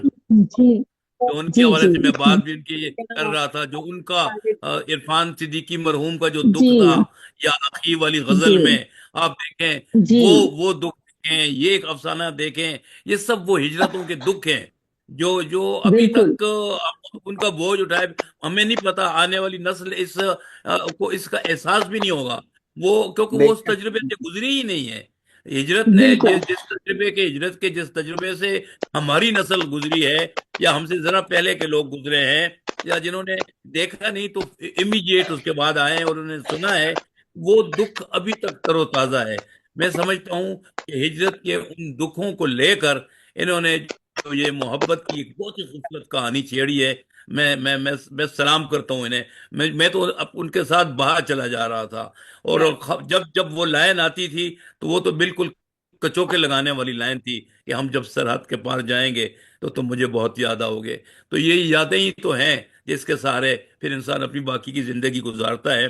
और ये दुख, हिजरत का दुख, उस वक्त शायद कम हो जब आपने इसे खुद चुना हो, लेकिन जब ये आप पर मुसल्लत कर दिया जाए, और उस वो दुख, वो बहुत बड़ा दुख होता है। तो मैं समझता हूँ कि बहुत दिनों के बाद मैंने एक बहुत अच्छी कहानी सुनी। सलाम करता हूँ। जी, माशाल्लाह, बहुत ही जज़ाकल्लाह खैर माशाल्लाह नासिर बहुत भाई, खूबसूरत बहुत ही ये हमारे खूबसूरत लिए कहानी। सनद से कम नहीं है। और अल्लाह ताला आपको सलामती के साथ रखे, खुशो खुशम रखे, या बहुत और नई नस्ल की आप आमीन लोग आबियारी कर रहे हैं, ये बहुत बड़ी बात है। हिम्मत और हौसलों को बढ़ाना। आज साहिब इल्म जो है वो हुजरा नशीं होते जा रहे हैं, बिल्कुल ऐसा और ही है, हम्म, ऐसा ही। वो चीजें खत्म कर रहे हैं। आप लोग प्लेटफॉर्म के जरिया और लोगों को एकजा कर रहे हैं, सुन रहे हैं, और उसमें एक नए जज्बे की आबियारी कर रहे हैं, जो बहुत ही मुबारकबाद के मुस्तहक है। आप लोग बहुत इसमें शुक्रिया, कोई मोहब्बत बहुत दोहरे मोहब्बत शुक्रिया। नायाब नहीं आफरीन है आप। आप सब पे, जी, आफरीन बहुत आफरीन। جی हाँ, माशाल्लाह। यकीनन ये हिजरत का जो दुख बयान किया है वाकई हम लोगों को इतना नहीं पता जो है, लेकिन ये कि जो अपने नानी याद वो देखती थी मैं अपनी, मुझे नानी याद आ गई कि जब उनका इंतकाल होने वाला था नासिर भाई, मतलब कुछ अरसे पहले, एक आध महीने पहले से वो अपने वहां पे चली गई थी जो इंडिया में अपनी हवेली और अपने वो, तो वो वही बातें करने लगी थी कि ये दालान में ये नहीं रखना, वो देखो हमने अचार डाला हुआ तो वो वहां ऊपर छत पे पहुंचा दो, कोटे पे को, और मतलब ऐसे ऐसे वो जुमले बोल रही थी कि उनका लग रहा था कि जैसे वो वहां मौजूद हो। जो बिल्कुल उनका हिजरत बिल्कुल। का दुख था वो जाहिर है अंदर ही अंदर वो समेटे रही होंगी, लेकिन जब इंतकाल से पहले दो तीन एक दो महीने पहले वो वैसे ही बातें करने लगी थी, वो वही पुकारती थी अपने माँ बाप को भी, जैसे एक वो छोटी सी लड़की हूँ और जो पुकार रही हूँ अपने वालदा से जवाब दे रही हूँ मैंने रोटी पका के रख दी है। तो बस समझी, जब उम्र का आखिरी हिस्सा आता है तो दादा आदमी उस जमाने में लौट के जाता है। मैं तो हमेशा कहता हूँ कि ये जो इंसान की जिंदगी है ये एक दायरे की तरह है, यहाँ से वो शुरू होती है और जाकर फिर खत्म होती है। वही खत्म तो मैं ये होती है। कहता हूँ कि जब वो जहाँ से वो उसका आगाज हो रहा होता है तो वो पिछली दुनिया भूलता चला जाता है, एन जवानी में बिल्कुल खत्म हो जाती है। लेकिन जब वो लौट के अधेड़पन में आता है तो वो उसको फिर नजर आने लगती है और वो उस इसी दुनिया नुक्ते में पे वापस अंदर जाने की कोशिश चला भी जाता करता है। है। जी हाँ ये जी। ये ये दुख है, ये सबके मुश्तरका हाँ का दुख है। वाकई ये हिजरत का दुख भी उन बेशक। लोगों ने सहा है, उनके लिए बहुत बड़ा दुख है। जी सामीन हमारे लेकिन हम लोगों ने लेकिन तबस्सुम साहिबा, हम लोगों ने भी महसूस किया है उसको। अपने जाहिर बुजुर्गों को देख के अपने वालिद का दुख महसूस करते थे हम भी, क्योंकि उन और वो जिस पता तरह बिल्कुल से जज्बाती, जरा जरा सी बात पे जज्बाती हो जाते थे और आंखों में आंसू भर जाते और थे, फिर ये तो मीना वो के उस वक्त ये हमें भी तकलीफ होती थी। नहीं, और ये बिल्कुल। हुक्मरान आपके वालिद साहब की जो वो गजल है या आखिरी वाली, जी उफ उफ उफ, उसको तो आप पढ़ नहीं सकते, आप उसको पढ़ ही मैंने नहीं सकते। इतनी पढ़ी बहुत जी इतनी जी। पुरस्तर पुरतासीर, और क्या क्या वो क्या गजल है वो। तो यहाँ उसमें बिल्कुल। वो सारे दुख नहीं, वो जैसे एक आज हमने अफसाने में जी सुने वो सब उसमें मौजूद है। यहाँ बिल्कुल मुझे भी बहुत यकीन बेशक। के वही याद आ रही थी, नासिर भाई ने भेजी थी हम लोगों को। हाँ, और जी मैंने जी जी, एक हमने बार भी शेयर पढ़ी की थी और थी जी। मेरा ताकि ख्याल उसको है आप कि एक दफा अगर पढ़ लें। अगर हमारी हुकूमतें साथ देती और ये रास्ते बंद ना होते, काश, ये तकलीफें ना होती, काश ऐसा शायद होता। इतना बड़ा दुख ना बन जाता जितना बड़ा ये दूरियां काश हम सोचते हैं ये हाँ कि जैसे सारे ऑफलाइन भी हम लोगों की मुलाकातें हो हाँ सकती, की काश ऐसा जाती है, और फिर होता। ये कि एक दूसरे ये रास्ता, ये तो अच्छा टेक्नोलॉजी ने हमें इकट्ठा कर दिया। मैं जितनी जी दफा भी बिल्कुल कई बिल्कुल। दफा गया हूँ, जब मैं जितनी दफा भी इंडिया गया हूँ, मैं आम लोगों की बात करता हूँ। मैं को अपने अदीबों शायरों की बात मैं नहीं कर रहा, प्रोफेसर की, जी यूनिवर्सिटीज की बात नहीं कर जी रहा। मैं आम लोगों में, जी बाजारों में भी गया हूँ। जो प्यार मैंने देखा है, जो मोहब्बत देखी है, जो एहतराम देखा है, यहाँ यानी वो जी। आम जी दुकानदार, उनको पता चलता पाकिस्तान से बगैर। मैं खास तौर पे ये वाकया तो मैंने शायद कई दफा लिखा भी है अपने उन हवालों से कि ये जो क्या नाम है, ताजमहल के बाहर उस बेंच के ऊपर जो जी तस्वीर थी, उस तस्वीर के जी हवाले से मैंने ये बात तो एक दफा लिखी भी है कि वहां का मुझे फोटोग्राफर कह रहा था, फोटोग्राफर मुझे जी कह रहा था कि जी आप फील करें कि यहाँ आप वो क्या है, परवेज मुशर्रफ साहब ने भी आपकी तस्वीर, मतलब अब ये बात करना ये जी आसान काम नहीं था। तो मैं महसूस कर रहा था, मैंने कहा यार ये, फिर मैंने उससे कहा "यार, चलिए इस बेंच पे तो उसके साथ बेगम थी, मैं आज अकेला आया हूँ, मैं क्या तस्वीर खिंचवाऊं।" तो लेकिन ये है कि आम आदमी के दिल में वो सारी बातें हैं, जी वो हाँ बिल्कुल मौजूद बेशक है। बिल्कुल बेशक। बिल्कुल। जी। जी इसलिए सामीन कि असल में हर असल में शख्स के जी जी खानदान आप का फर्ज हिजरत वहाँ है। का दुख आप लोगों ने जिस तरह सबने महसूस भी किया होगा, जो खासतौर पे इंडिया और पाकिस्तान के हवाले से, और वाकई ये बहुत बड़ा दुख है हिजरत का दुख जो है, और इसको सहना भी जो लोग सह रहे हैं वो भी वाकई काबिले कहना चाहिए एहतराम भी हैं, और उनके जज्बात के बिल्कुल जी। साथ का हम लोग एहसास रखते हुए बहुत ही ये खूबसूरत। खुर्चा नहीं जा सकता, ये खुर्चा नहीं जा सकता। चलिए अब हम चलते हैं, हमारे साथ मौजूद है गुल अरबाज। ऐसे इस कैफियत से हम असल में आप निकलना नहीं चाहते थे, चलिए आगे चलें। बिल्कुल मोहब्बत भरे निकलना नहीं जज्बात चाहते। या मोहब्बत भरे जज्बात से डॉक्टर साहब ने अपना अफसाना पेश किया, वाकई बहुत मुतासिर कुन। जी गुल अरबाज साहबा हमारे साथ मौजूद जी है, माशाल्लाह जी बहुत एक दफा ज्यादा। अस्सलाम वालेकुम। वालेकुम वालेकुम वालेकुम अस्सलाम। सलाम। गुल गुल गुल, मेरे बच्चे, तू तो गायब है, तुझे तो मैंने तुझे उम्मीद नहीं रखा। लाला आज आना था प्रोग्राम में बुशरा आपा के, मगर मलाकान में एक प्रोग्राम था, मैं अभी उधर से भी आई हूँ ना। बिल्कुल अच्छा, आप मैं वाली बुशरा के कैफियत प्रोग्राम है। पे गया था, वहां से सीधा यहाँ आया हूँ, चेंज भी नहीं जी किया, इसी तरह जी जी आके बैठ बिल्कुल, गया। मेरा भी यही काम है, मैं भी सीधी आई हूँ, मोटरवे से उतरी हूँ अभी, और बस ओए फिर होए। प्रोग्राम के साथ लग गई हूँ ना। बस अब मेरा अफसाना हाँ, आपने चलो चलो, सुनना है। जी जी नहीं, जरूर जब जरूर तो सुनूंगा।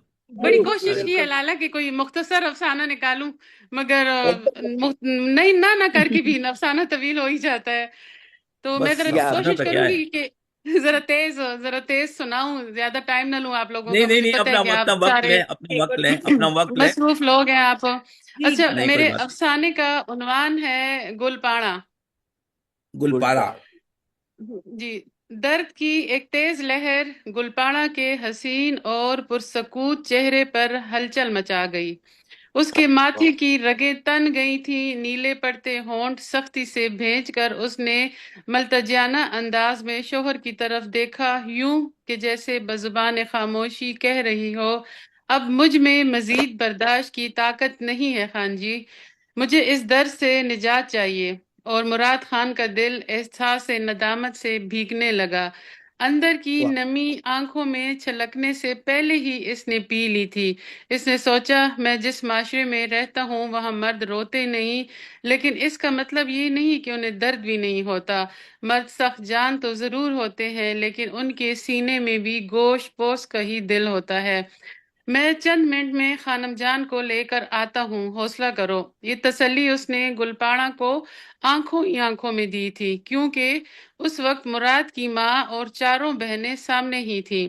یہ سارے کام سے چھپنے کے بہانے ہیں، عورت پیدا ہی ان دردوں کے لیے ہوئی ہے. مراد خانہ، میں نے بھی تمہیں درد سہ کر پیدا کیا ہے، ایسی بھی کیا موت پڑ رہی ہے تمہاری نازک پری پر. یہ درد تکلیف تو جنت کی بشارت ہے. تم بیوی کے چلتر سمجھ لو تو زندگی آسان ہو جائے گی. ساری عورتیں تمہاری ماں بہنوں جیسی معصوم نہیں ہوتی. ماں کی بات سن کر اس نے سر جھکا لیا. کبھی ماں کو پلٹ کر جواب نہ دیا تھا، لیکن آج جی میں آ رہی تھی کہ پوچھے، ماں جب بیٹی کی باری تھی تو اسے پلکوں پر بٹھائے رکھنے کی نصیحت داماد کو کیوں کی تھی؟ اور تب تو اسے پھولوں کا وزن بھی اٹھانے نہیں دیتی تھی. لیکن وہ سر جھکائے دل ہی دل میں مشکل سے نجات کی دعا پڑھتا رہا. وہ پیٹ پکڑ کر دوہری ہو چکی تھی. دائی خانم جان ہانپتی کانپتی آ گئی. اس کے بعد حسب معمول سانس نندوں نے منہ بنا کر کمروں کا رخ کر لیا، جیسے ان کی بلا سے وہ جیتی ہے یا مرتی ہے. ہاں جی، 2.5 مہینے کا بچہ تھا، لیکن ایک بار پھر بے احتیاطی اور بے رامی نے اسے چھین لیا ہے. خانم جان کے لہجے میں افسوس تھا. یہ تیسری بار تھی کہ گلپاڑا اپنا بچہ کھو رہی تھی. شادی کے 2 سال تک وہ تانے جو دوسرے مہینے ہی ملنے شروع ہو گئے تھے اس کی روح کو چھلنی کرتے رہے. اور جب گھر میں مراد خان کی دوسری شادی کی چمگوئیاں ہونے لگی، تب اس نے اپنے شل ہوتے اعصاب پر قابو پاتے ہوئے سوچا، اب بھی اگر مراد کو بچہ نہ دے سکی تو یقیناً میری محبت ہار جائے گی اور ماں بہنوں کی فرمانبرداری جیت جائے گی. بامراد ہو کر ہی مراد میرا رہ سکتا ہے. گاؤں کی دیگر عورتوں کی طرح اس نے بھی علاج کے لیے خانم جان کی بنائی ہوئی دیسی دوائیاں استعمال کیں، اور جب اس نے تیسرے سال کے وسط میں شرماتے ہوئے مراد کی سماعتوں میں شہد ٹپکایا اور پھر مہندی لگے ہاتھوں سے اپنے گلابی رخساروں کی سرخی چھپانے لگی، تب مراد کا جی چاہا اسے باہوں میں بھر کر اپنے دل کے کسی گوشے میں چھپا لے. لیکن دل پر تو پہلے ہی وہ قابض تھی، وہ اسے کیا چھپاتا. وہ سر اٹھائے، ایک فاتحانہ مسکراہٹ لبوں پر پھیلائے اس کے دل کی ملکہ بنی بیٹھی تھی. اپنی طرف سے تو وہ اسے ہر ممکن آرام دینے کی کوشش کرتا تھا، لیکن اس کی ماں بہنیں مسلسل اسی کوشش میں تھیں کہ یہ بچہ دنیا میں نہ آئے اور مراد کی دلی مراد پوری نہ ہو. اور یہ بات اسے سمجھ میں نہ آتی اگر گلپاڑا دبے دبے انداز میں اسے نہ بتاتی. وہ فرما برداری کی مثال بنا فقط تماشا دیکھتا رہتا. گھر میں داخل ہوتے ہی اپنی حاملہ بیوی کو کام کاج کرتا دیکھتا، لیکن سوائے دل ہی دل میں کڑنے کے کچھ نہ کر سکتا. جبکہ دائی خانم جان نے گلپاڑا کو بھاری کام سے منع کر رکھا تھا، لیکن وہ سوائے انسنی کرنے کے کیا کر سکتی تھی. اس لیے ایک دن کپڑے دھوتے ہوئے پانی سے بھری بالٹی اٹھاتے ہی اسے شدید تکلیف شروع ہوئی، اور شام تک دائی نے اسے بچے کے ضائع ہونے کی خبر دے کر اس کا دل چیر دیا تھا. ماں بہنوں نے تسلی دی کہ فکر نہ کرو، ابھی زندگی پڑی ہے، ہو جائے گا بچہ بھی. گلپاڑا کے آنسو اسے بہت تکلیف دے رہے تھے. تیسری بار بھی بن کھلے اس کے دل کی کلی مرجھا گئی تو اس نے دل ہی دل میں یہ سوچ لیا کہ اس کی قسمت میں اولاد کی خوشی ہے ہی نہیں. بہنوں کی شادیوں کی جلدی سے بھی اسے کوئی فائدہ نہ ہوا، کیونکہ اب وہ شوہر اور بچوں کے ساتھ کئی کئی دن رہنے آ جاتی تھی، اور ماں بیٹیوں کے ساتھ دامادوں کی خاطر مدارت بھی بہو سے کرواتی تھی۔ ساری جوانی انہی مسائل سے نبٹتے ہوئے گزر گئی۔ مراد کبھی زبان پر نہ لایا، لیکن اس کے دل میں اپنی ماں بہنوں کے لیے محبت اور عزت نہ رہی تھی۔ وہ اندر ہی اندر انہیں اپنا دشمن سمجھنے لگا تھا، جن کی وجہ سے آج وہ بے اولاد تھا۔ گلپاڑا کے سامنے ہمیشہ اس کی نظریں جھکی رہیں۔ وہ خود کو اس معصوم اور مظلوم عورت کا مجرم ہی سمجھتا تھا۔ دائی خانم جان کے ہاتھوں میں اس کے ساتھ آدھے ادھورے بچے پیدا ہوئے۔ وہ جب بھی شہر جا کر علاج کرانے کی بات کرتا تو دائی یہی کہتی کہ سب ٹھیک ہے، بس اسے آرام کی ضرورت ہے۔ شہر کے ڈاکٹر اسے آرام کے ٹیکے تو نہیں لگا سکتے۔ اس نے کام کاج کے لیے نوکرانی بھی رکھی، لیکن پھر بھی گلپاڑا ہی کام میں مگن نظر آتی اور پوچھنے پر بتاتی کہ نوکرانی کے کام کاج سے اماں مطمئن نہیں ہوتی، اس لیے وہ ان کی خوشنودی حاصل کرنے کے لیے کام میں جٹ جاتی ہے۔ اب تو شوگر کی وجہ سے وہ اتنا کمزور ہو گیا تھا کہ اولاد کی امید ہی ختم ہو چکی تھی۔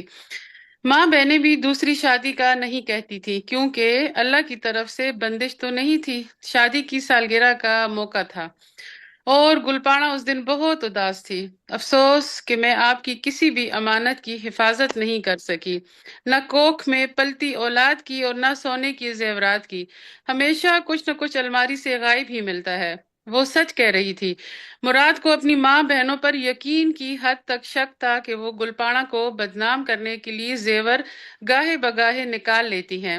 اس نے خوبصورت نگوں سے مزین سونے کے کنگل گلپاڑا کی سونی کلائی میں بسد شوق پہنائے اور اس کی آنکھوں کی چمک سے خیرہ اپنی آنکھوں سے جیسے اس کی نازک کلائی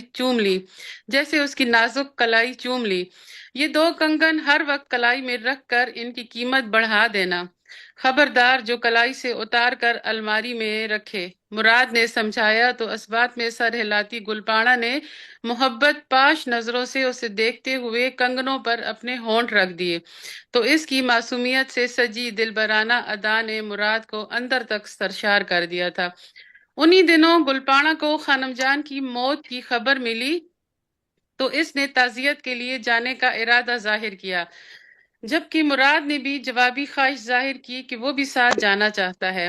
گلپاڑا نے بہت روکا کہ آپ کا جانا ضروری نہیں، میں اکیلی جاتی ہوں، لیکن وہ بسد اصرار ساتھ چل پڑا۔ وہ ہمیشہ خانم جان کا شکر گزار رہتا تھا کہ مشکل کی گھڑی میں وہ فوری بھاگتی ہوئی آ جاتی تھی۔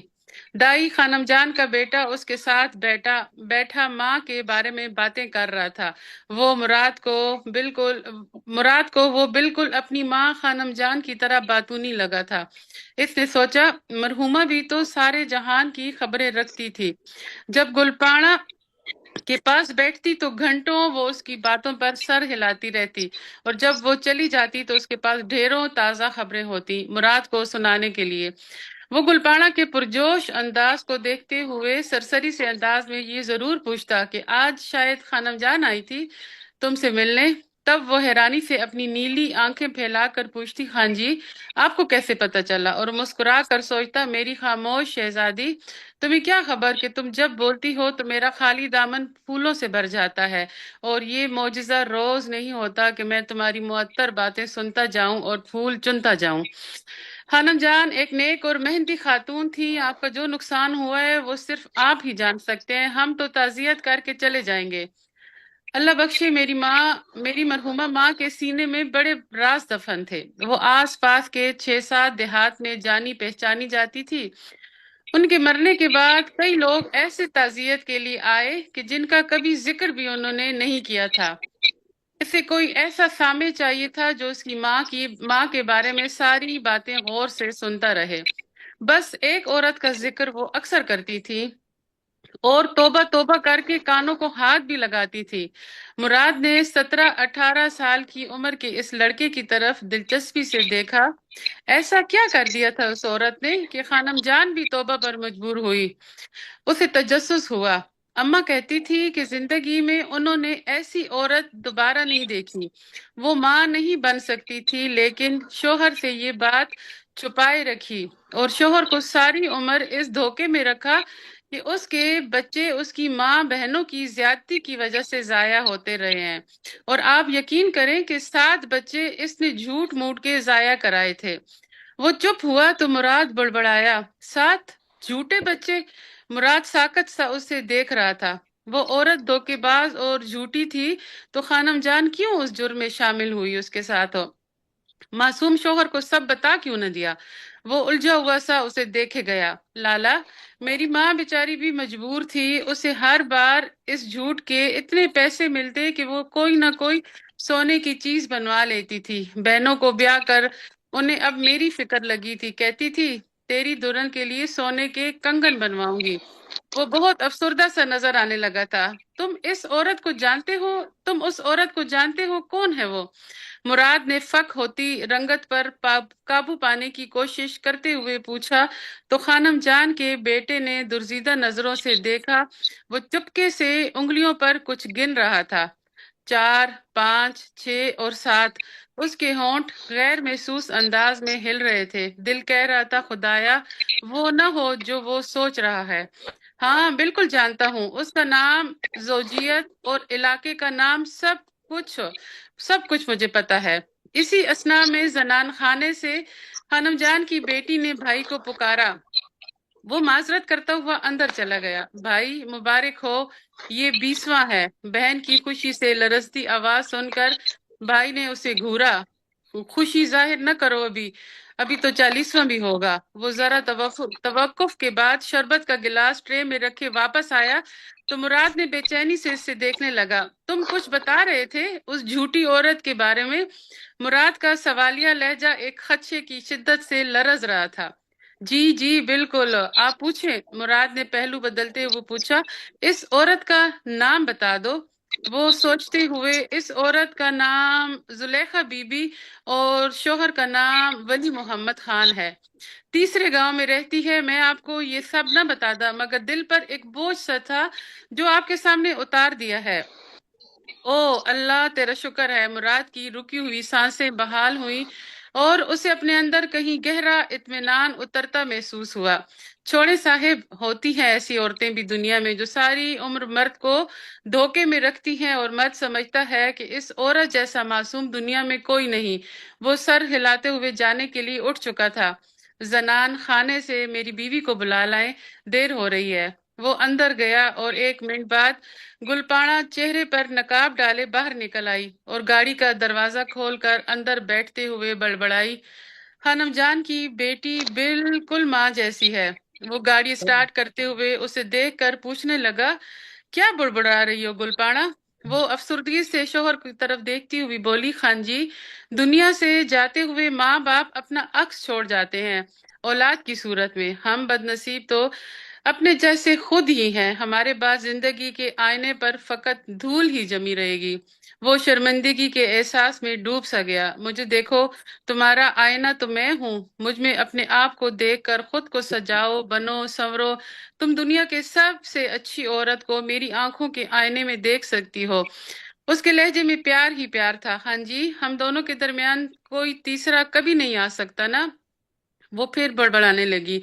क्या कह रही हो गुलपाना? लगता है तुम्हें खानम जान की मौत का कुछ ज्यादा ही सदमा हुआ है।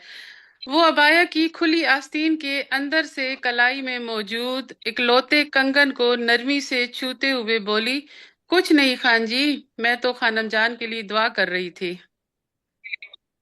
वाह, बहुत उम्दा, बहुत उम्दा। बहुत बहुत शुक्रिया, बहुत शुक्रिया जी। बस ये है कि लोग पहुंच गए हो वहां तक जहां तक आप जा रही थी। हाँ मेरा ख्याल है, नहीं है तो बड़ा एक बहुत ओपन अच्छा, किस्म का अफसाना था। बहुत उम्दा। लेकिन मैं हैरान हूँ गुल ने कहानी देखिए। कहानी आप अपने चारों तरफ कहानियां कहानियां कहानियां कहानियां ही हैं। जी लेकिन जी बिल्कुल। मेरी अपनी याददाश्त पे जितना जोर देता हूँ, मुझे यानी इस पेशे के हवाले से इस तरह की कहानी सुनने का ये मेरा पहला इत्तेफाक है कि जी इसके जी अंदर भी क्या क्या कहानियां मौजूद हैं। مجھے بالکل اس حوالے سے ان کی بہت کمانڈ کے ساتھ وہ ساری چیزوں کو لے کر چلی. ایک آدھ دو جگہ پہ ایسا ایسا محسوس ہو رہا تھا کہ یہ سلسلہ ادھر جا رہے تھے. اگر یہ اس کو اور کرسپی بنا کر اس کو اور مختصر کر لیتی تو شاید وہ جھول اس میں سے نکل جاتا جو آپ کو گائیڈ کر رہا تھا کہ ایک متوقع اینڈ کی طرف آپ کو لے جا رہا تھا. تو اس متوقع اینڈ کو میں بہت کمال کی ضرورت ہے یہاں کہ وہ پتہ نہ چلے. اور یہ آخر میں جو ایک خوبصورت لائن آئی ہے اور خوبصورت ایک سمبولک اس نے اس کو ٹچ دیا ہے کہ اس کے ہاتھ کے اکلوتے کنگن کو جو دو کی بجائے اب ایک ہو گیا تھا، وہ جو سونے کی چیزیں غائب ہوتی رہی تھیں، وہ ساری چیزیں بڑا بڑا کلیئر تھیں. لیکن یہ جو آخر میں انہوں نے ایک کنگن کا حوالہ دے کر تو اس کو ایک بڑا اچھا ٹچ دیا. اور یہ ایبرپٹلی آتا نا تو جی یہ جی بہت ایک بڑا بینگ تھا، ایک بہت بگ بینگ بن جاتا. لیکن یہ چونکہ وہ ساری چیزوں کے ساتھ ساتھ چلتا ہوا آیا ہے تو اس میں وہ زور، وہ قوت اب بھی بہت ہے، اب بھی بہت ہے، لیکن وہ قوت نہیں پیدا ہوئی. اگر اس کو یہ نظر ثانی کریں اور اس کو دوبارہ، کیونکہ دیکھیے افسانہوں کے غزل ہو، ایک جی جی چیز چھپانی ہے ایک دکھانی ہے. تو جی کچھ جی چیزیں بالکل آپ کو دکھانی ہوتی ہیں، کچھ چھپانی ہوتی ہیں. تو وہ بالکل اس طرح لے کر نہیں چلتی. لیکن کمال بنا ہے، خوبصورت لائنیں تھیں اس میں، بہت اچھی زبان، اچھی زبردست ہے. تلفظ اپنی جگہ پہ، لیکن زبان بہت خوبصورت جی رہی. تلفظ اور تلفظ کے نمبر تو ہمیں ملنے چاہیے، کیونکہ ہم جو ہے تو خیبر پختونخوا والے، میں اکثر یہ بات جی کرتی جی، ہوں میں کہ نے کہا ہم نا کہ تلفظ اپنی جگہ پہ، اس کو تو چھوڑ دیا میں نے، جی وہ بالکل تو معاف کر دیا میں نے. تو جی جی یہ ہے کہ نہیں، لیکن کوشش کرنی چاہیے جب آپ جو زبان لکھنی ہے اس پہ عبور ہونا چاہیے. تو بالکل بالکل زبان تو ہم سب کی وہی ہے، اب تو میری بھی پشتو زبان ہے، میں کیا کریں. تو بہرحال، لیکن یہ ہے کہ لیکن لائنیں بہت خوبصورت زبان. بعض لائنیں بعض جگہوں پہ تو بالکل مجھے بہت چونکایا کہ ایک کمانڈ کے ساتھ وہ بات جو ہے وہ آگے بڑھتی چلی جا رہی تھی. تو گل، بہت پیار، بہت دعائیں. بہت بہت شکریہ لالا، ماشاء بہت اللہ. شکریہ. نہیں تھینک یو. گلر باپ، آپ نے تلفظ بھی آپ کا بہت ہے، ورنہ ہم لوگ تو غزلوں میں غزلیں سنتے ہیں ہے نا، پھر ہم لوگ تو غزل بھی سن لیتے نہیں، ہیں. ہم ہاں، ہماری اگر اردو تو جو ہے تو اردو تو سب مذکر سے مؤنث مظلوم زبان ہے. جس جی. کی جو ہمارا مرضی ہے اسی طرح اس کو ہانکتا رہتا ہے. اور جب پڑھنے والا یہ میں بتاتا ہے، جب وہ پڑھنے والا خود کہتا ہے کہ میں خوبصورت غزل پیش کرنا چاہتا ہوں، تو ہم لوگ ہو جاتے ہیں. کیا کیا پیش جائے، کیجئے، کیا کیا جائے، کیا پیش کیا کیجئے جائے. آپ اپنی تو وہ تو خوبصورت غزل. جی. اس میں راجہ مہدی علی خان کی ایک نظم ہے، وہ ضرور پڑھیے، وہ ضرورت رشتہ پر ہے اور کمال ہے. اس میں بہت چیزیں کمال اس طرح کی ہیں. ہاں، وہ تو کہتا ہے کہ ایک جگہ پہ کہتا ہے کہ یہ تو جس علاقے سے تعلق ہے، میں علاقوں کے نام نہیں لینا چاہتا، تو کہتے ہیں جو تصویروں کو رد کرتا ہے تو کہتے ہیں اس کو تو میں اس لیے بھی نہیں کہ اس سے شادی کر سکتا کہ وہ کہتے ہیں کہ یہ تو کہتے قاف اور خے میں تمیز نہیں کر سکتی، تو کہیں قسم کھانے کے بہانے قسم نہ کھا جائے. قسم، ہاں قسم، واہ واہ. صحیح بات ہے کہ اس میں بڑی خوبصورت ہے، ارے پھینکو ارے پھینکو اور پرے پھینکو، اس طرح کی نظمیں. اور وہ جواب میں ماں کہتی ارے لڑکے یہ کیا کہہ رہے ہو. تو وہ نظم پڑھے، میں ایسا نہیں سنانا چاہتا. چلیے مجھے ملی تو میں شیئر بھی کر دوں گا، لیکن غضب کی ہے، راجہ مہدی علی خان کی ہے، جی. بہت لڑکے اور شکریہ. لڑکی دونوں کے رشتوں کے حوالے سے ہے. اچھا جی، سامعین اب آگے کی جانب چلتے ہیں. گلدار دانش صاحب، آپ کیا پڑھنا چاہیں گے؟ جی گلدار. جی السلام علیکم ورحمۃ اللہ وبرکاتہ.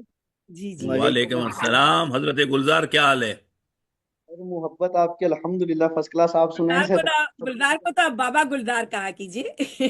ہاں بس یہ تو بابا ہے، یہ تو ہمارا بابا. بابا جی ہے. گلدار، آپ سننے کے لیے آئیں یا کچھ گلزار، آپ کے میسج آئے ہوئے، آئی ایم سوری میں نے نہیں ابھی تک پڑھے. میں اتنا زیادہ دن میں تین تقریبات ہیں، میرے کالم پڑھ لیں، میں ان میں ذکر کرتا رہتا ہوں.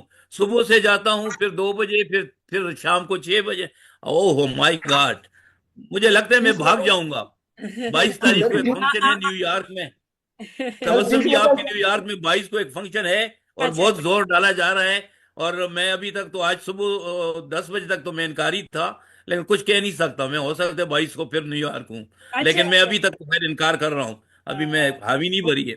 अभी लेकिन आपका 22 को खत्म वहाँ आपका खत्म भी नहीं हुआ था ना नासिर भाई, आप जल्दी चले गए थे। पहले आपने कहा था कि मैं शायद हाँ, मैं दिसंबर में जाना था, फिर एक शादी की वजह से आ गया। अब वो बजिद है कि आपने वादा किया था। अब मेरी वादा था, कमिटमेंट उस तरह की नहीं थी, लेकिन अब वो दोस्त हैं, जिगर हैं, तो मैं क्या करूं, वो उसकी किताब की रुनुमाई है, तो अच्छा अच्छा। उसने कहा नहीं, वो 22 दिसंबर को है और आप वैसे आए। वैसे यहाँ पे तो टिकट भी जो है काफी महंगे हो चुके हैं, नवंबर दिसंबर से टिकट्स बहुत ज्यादा वो हो जाते हैं मैंने कहा अभी तो वो खुला अच्छा नहीं, अच्छा। अभी पहला बक्सा नहीं खुला। वो मीना जी पता नहीं है या नहीं। इरफान सिद्दीकी का एक शेर है कि अभी अभी अभी अभी अभी तो क्या रख्ते शोक खुला भी न था दिल्ली में, कि फिर कशश लखनऊ बुलाने, कि फिर हमें लखनऊ कशश लखनऊ बुलाने लगी। अभी खुला भी न लखनऊ था रख्त शोक दिल्ली में, कि फिर हमें कशश लखनऊ बुलाने लगी। इरफान सिद्दीकी मेरा हाफजा है, मुझे उसके बहुत शेर याद हैं। हाँ, मीना जी, माशा आपके पापा के शेर मुझे बहुत याद हैं, क्योंकि वो मेरे साथ दिन रात रहते हैं। वाह। जी हम्म। गुलजार, आप अपना अफसाना पेश फरमाएंगे। जी मैं आया तो सुनने की नीयत से था। चले, जी मैं एक अफसाना है, पुराना है। नहीं नहीं, तो मैं पर इंशाल्लाह नीयत अच्छी हो, आपने नीयत अच्छी रखी है, उसी पे कायम रहे। ना सुनाए। चलो, आप भी सुनने की नीयत से आए हैं सर, तो चले आपकी नीयत को जरा हम ज्यादा मोहब्बत देते हैं मुख्तसिर सर। है तो तो सुना दें दानिश, अगर कोई मुख्तसिर है तो। और कोशिश मुख्तसर करूंगा नहीं है तो मुख्तसर हो तो वो भी सुना दें। मुख्तसर हुआ। चले, तो शुरू करते हैं, देखते हैं इंशाल्लाह। चलो, उन्वान है बेहिस। बेहिस। रात फूलों को शबनम से गुसल उन्वान दे मैंने नहीं सुना। बेहिस। बेहिस। बेहिस। बेहिस। हाँ? बेहिस। जी नासिर भाई, बेहिस।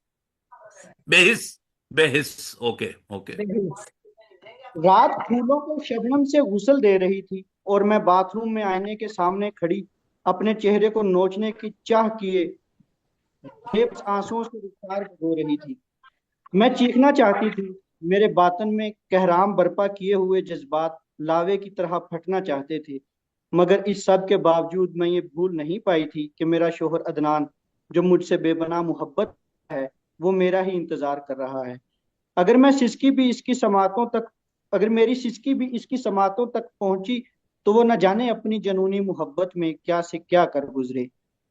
यही खौफ यही खौफ मेरे अंदर के शोर को ऐसे दबाए हुए था, जैसे मौलवियों की महफिल से गुजरते हुए कोई तवाइफ अपना चेहरा छुपा ले। अदनान की मोहब्बत शायरों सी थी। वो मेरे करीब आता तो इस पर एक सरूर सा तारी हो जाता, जैसे किसी नशा करने वाले को नशा मिल गया हो, वो बहक गया हो, बिल्कुल वैसे जैसे आदम हवा की ख्वाहिश के लिए बहक कर खुदा का हुक्म भूल गया था।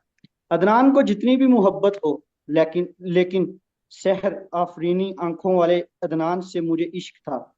ऐसा इश्क जिसे शायद ही बयान किया जा सकता हो। अगर बयान करने को हरूफ मिल भी जाएं, तो माशूक के माबूद होने का खदशा पैदा हो जाएगा। अदनान मेरा खालाजाद कजन था। मेरी खाला ने चूंकि पसंद की शादी की थी, जिस वजह से झूठी अनाव ने कता ताल्लुकी करवा दी थी। हालांकि हम मामू लोगों से 200 मील दूर रहते थे, मगर खाला को मरहुमा मानना हम पर भी वाजिब करार दिया गया था। नाना अब्बा का इंतकाल होने के बाद तमाम जमीनें तकसीम हो गई। कुछ जमीनें खाला की मलकियत में आ गईं, तो कुछ अम्मी के भाइयों को मिल गई। नाना अब्बा की वफात जमीनें तकसीम तो करवा गई, साथ ही साथ खाला जिसे मरहुमा कहा जाता था, इसे जिंदगी बख्श गई।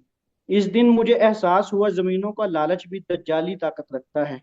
खाला से ताल्लुक बहाल हुआ तो दावतों का सिलसिला चल निकला। जब हम सब खाला के घर दावत पर गए हुए थे, तो खाला का घर देखते देखते मैं अदनान के कमरे में चली गई। सब लोग कमरे से निकल गए, लेकिन मैं इसी कमरे में साकत हो गई। मेज पर पड़े सफ़हात इस कदर पुरतजस्सस थे कि मैं एक एक करके देखे बिना ना रह सकी। 29 के करीब सफ़हात और हर सफ़े पर एक जैसी तस्वीर की अक्कासी थी। मैं हैरान थी, कोई इतना अच्छा मुसव्वर कैसे हो सकता है। लेकिन इससे भी ज्यादा मुझे ये जानने की ख्वाहिश थी कि आखिर ये लड़की कौन है और इस फन का माहिर कौन है। तमाम सफ़हात पर एक ही चीज लिखी थी, ख्यालों की रानी।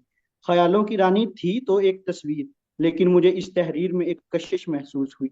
इसके खूबसूरत होंठ देखकर मुझे अपने पतले होंठों से चिढ़ होने लगी। اس کا تیکھا سا ناک اس کے چہرے کی خوبصورتی کو مزید بڑھا رہا تھا۔ میں اس تصویر کا خود سے معائنہ کر رہی تھی کہ اچانک کسی کے اندر داخل ہونے کا احساس ہوا۔ میں نے فوراً نقاب کر لیا۔ اب شاید زوبیا ہے، آپ شاید زوبیا ہیں، آپ کے بارے نیچے پوچھا جا رہا ہے۔ کمرے میں داخل ہو کر اس نے میری طرف دیکھتے ہوئے کہا، جس سے شاید میرا یوں اس کمرے میں ہونا اچھا نہیں لگا تھا۔ اس کی آواز سنتے ہی میں نے ہاں میں سر ہلایا، لیکن وہ عجیب کیفیت تھی۔ ایسے لگا جیسے اس کی آواز نے میری روح کو میرے جسم سے کھینچنے کی کوشش کی ہو۔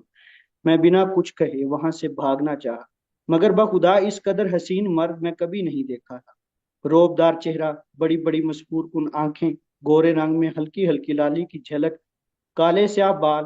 وہ ایسا تھا جیسے کسی شاعر کا آخری خیال ہو، جسے وہ کہنا شروع کرے اور کہتا چلا جائے، اور صدیاں گزرنے کے بعد بھی ادھورا رہے۔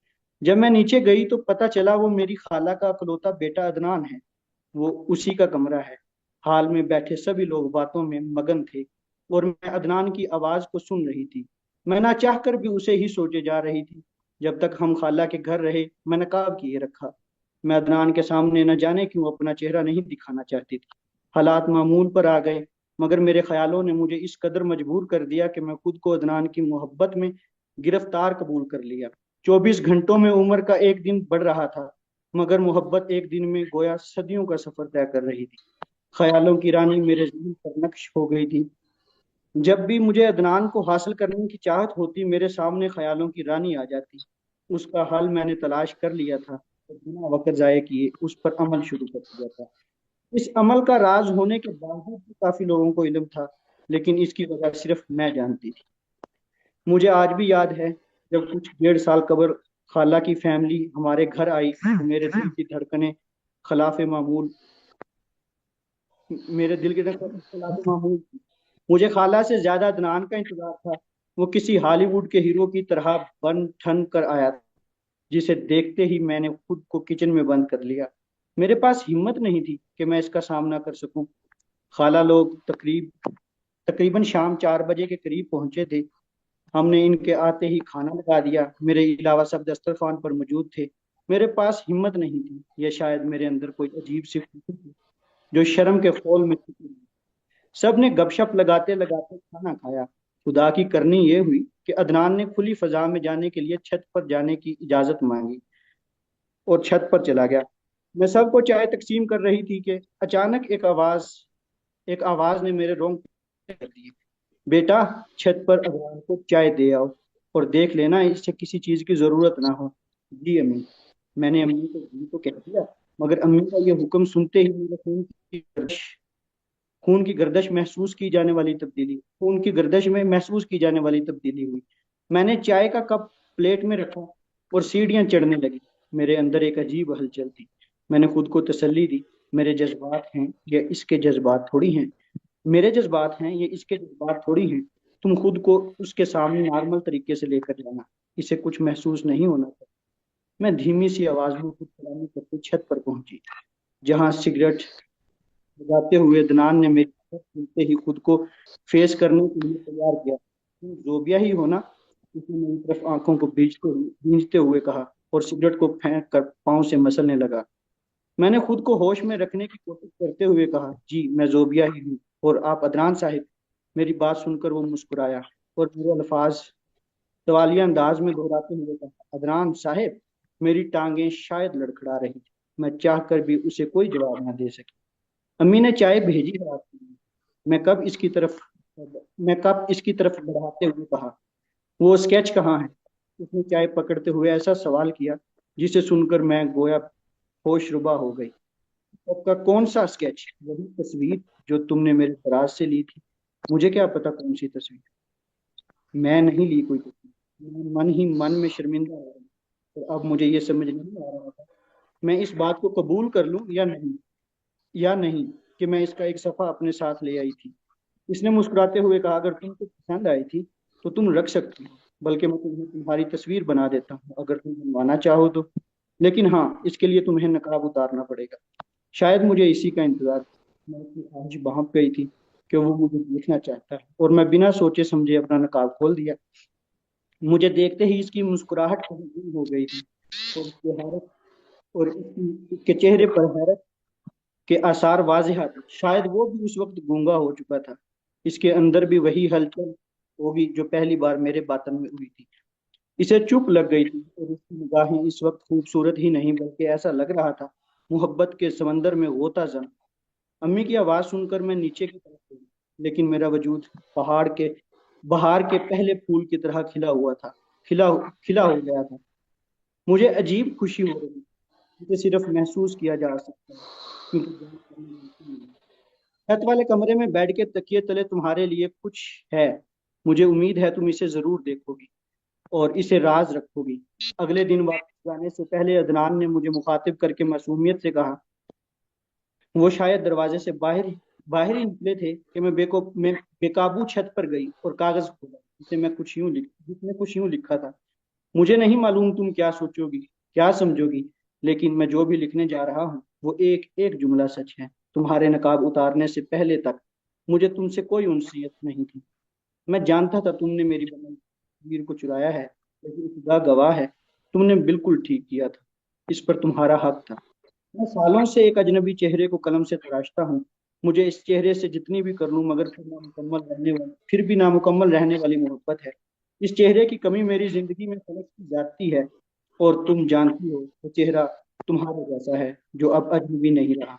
पहले मुझे गुमान था कि ऐसा कोई चेहरा नहीं, ऐसी कोई मूरत नहीं है, तो सब्र था, लेकिन अब शायद इसको पहचानने के बाद मैं इसका फराक बर्दाश्त न कर सकूं। जब से तुम्हें देखा है मेरी बेचैनी में इजाफा हो गया है। तुम्हें सामने बिठाकर आंखों की रोशनी वाला तक तुम्हें देखना चाहता हूँ। अगर तुम्हारी जिंदगी में कोई नहीं है तो क्या तुम मेरी जिंदगी की रानी बनोगे? मैं तुमसे शादी करना चाहता हूँ, और मैं वादा करता हूँ कि तुमसे मैं ऐसी मोहब्बत करूंगा जो ना किसी कहानी में सुनी होगी, ना किसी दास्तान में पढ़ी होगी, बल्कि अगर आपने हीर रांझे, सस्सी पन्नू, मिर्जा साहिबा की कहानियां सुनी भी होंगी तो आपको इन सब की मोहब्बतें मेरी मोहब्बत के सामने फीकी और बेमानी लगेंगी। मेरा दावा है ये। तुम्हारे जवाब का नीचे लिखे नंबर पर इंतजार करूंगा, अदनान। मैं इसके लिखे जज्बात को बार बार पढ़ रही थी, और जितनी बार पढ़ा मुझे हर बार लगा पहली बार पढ़ा। मैंने चाहा एक दो दिन बाद जवाब दूं, लेकिन खुद ही ना रह सकी और एक लंबा सा मैसेज टाइप करके उसे भेज दिया। मैंने उसे बताया कि मैं उसे पहले दिन से ही मोहब्बत करती हूँ। मेरे इजहार पर उसकी कैफियत में सामने तो ना देख सकी, उसका चेहरा था, उसने क्या कहा क्या नहीं, लेकिन हाँ, कुछ ही महीनों बाद हमारी शादी हो गई, और अब हमारी शादी को 6 माह होने को हैं। अदनान भी बहुत खुश है, घर वाले भी सब राजी हैं। मुझे नहीं मालूम इसे पाने की हकीकत का उसे इल्म है या नहीं, लेकिन अदनान सच्चा था, वो मुसव्वर था, लेकिन उसने शादी के बाद कोई तस्वीर नहीं बनाई। उसने जैसे जैसे कहा था वो वैसे वैसे ही मोहब्बत करता रहा। हर दिन उसकी मोहब्बत बढ़ती जा रही है। वो मेरे साथ बहुत खुश है, लेकिन मैं 6 माह से दिखावा कर रही हूँ। हर रोज रात के इस पहर बाथरूम में आती हूँ, दरवाजा लॉक करती हूँ, अपने चेहरे को नोचना चाहती हूँ, फिर बेबस हो जाती हूँ, ये सोच कर के जिस चेहरे की वजह से अदनान मुझे मिला है, कहीं वो मुझे इस चेहरे की वजह से छोड़ ना जाए। उसे खोने का डर आज भी मुझे है, लेकिन इसका लम्स, इसको पाने की ख्वाहिश में की गई कॉस्मेटिक्स सर्जरी मुझे महसूस नहीं करने देती, जिसके लिए मैं अपना नाक तीखा और अपने लबों को थोड़ा मोटा किया।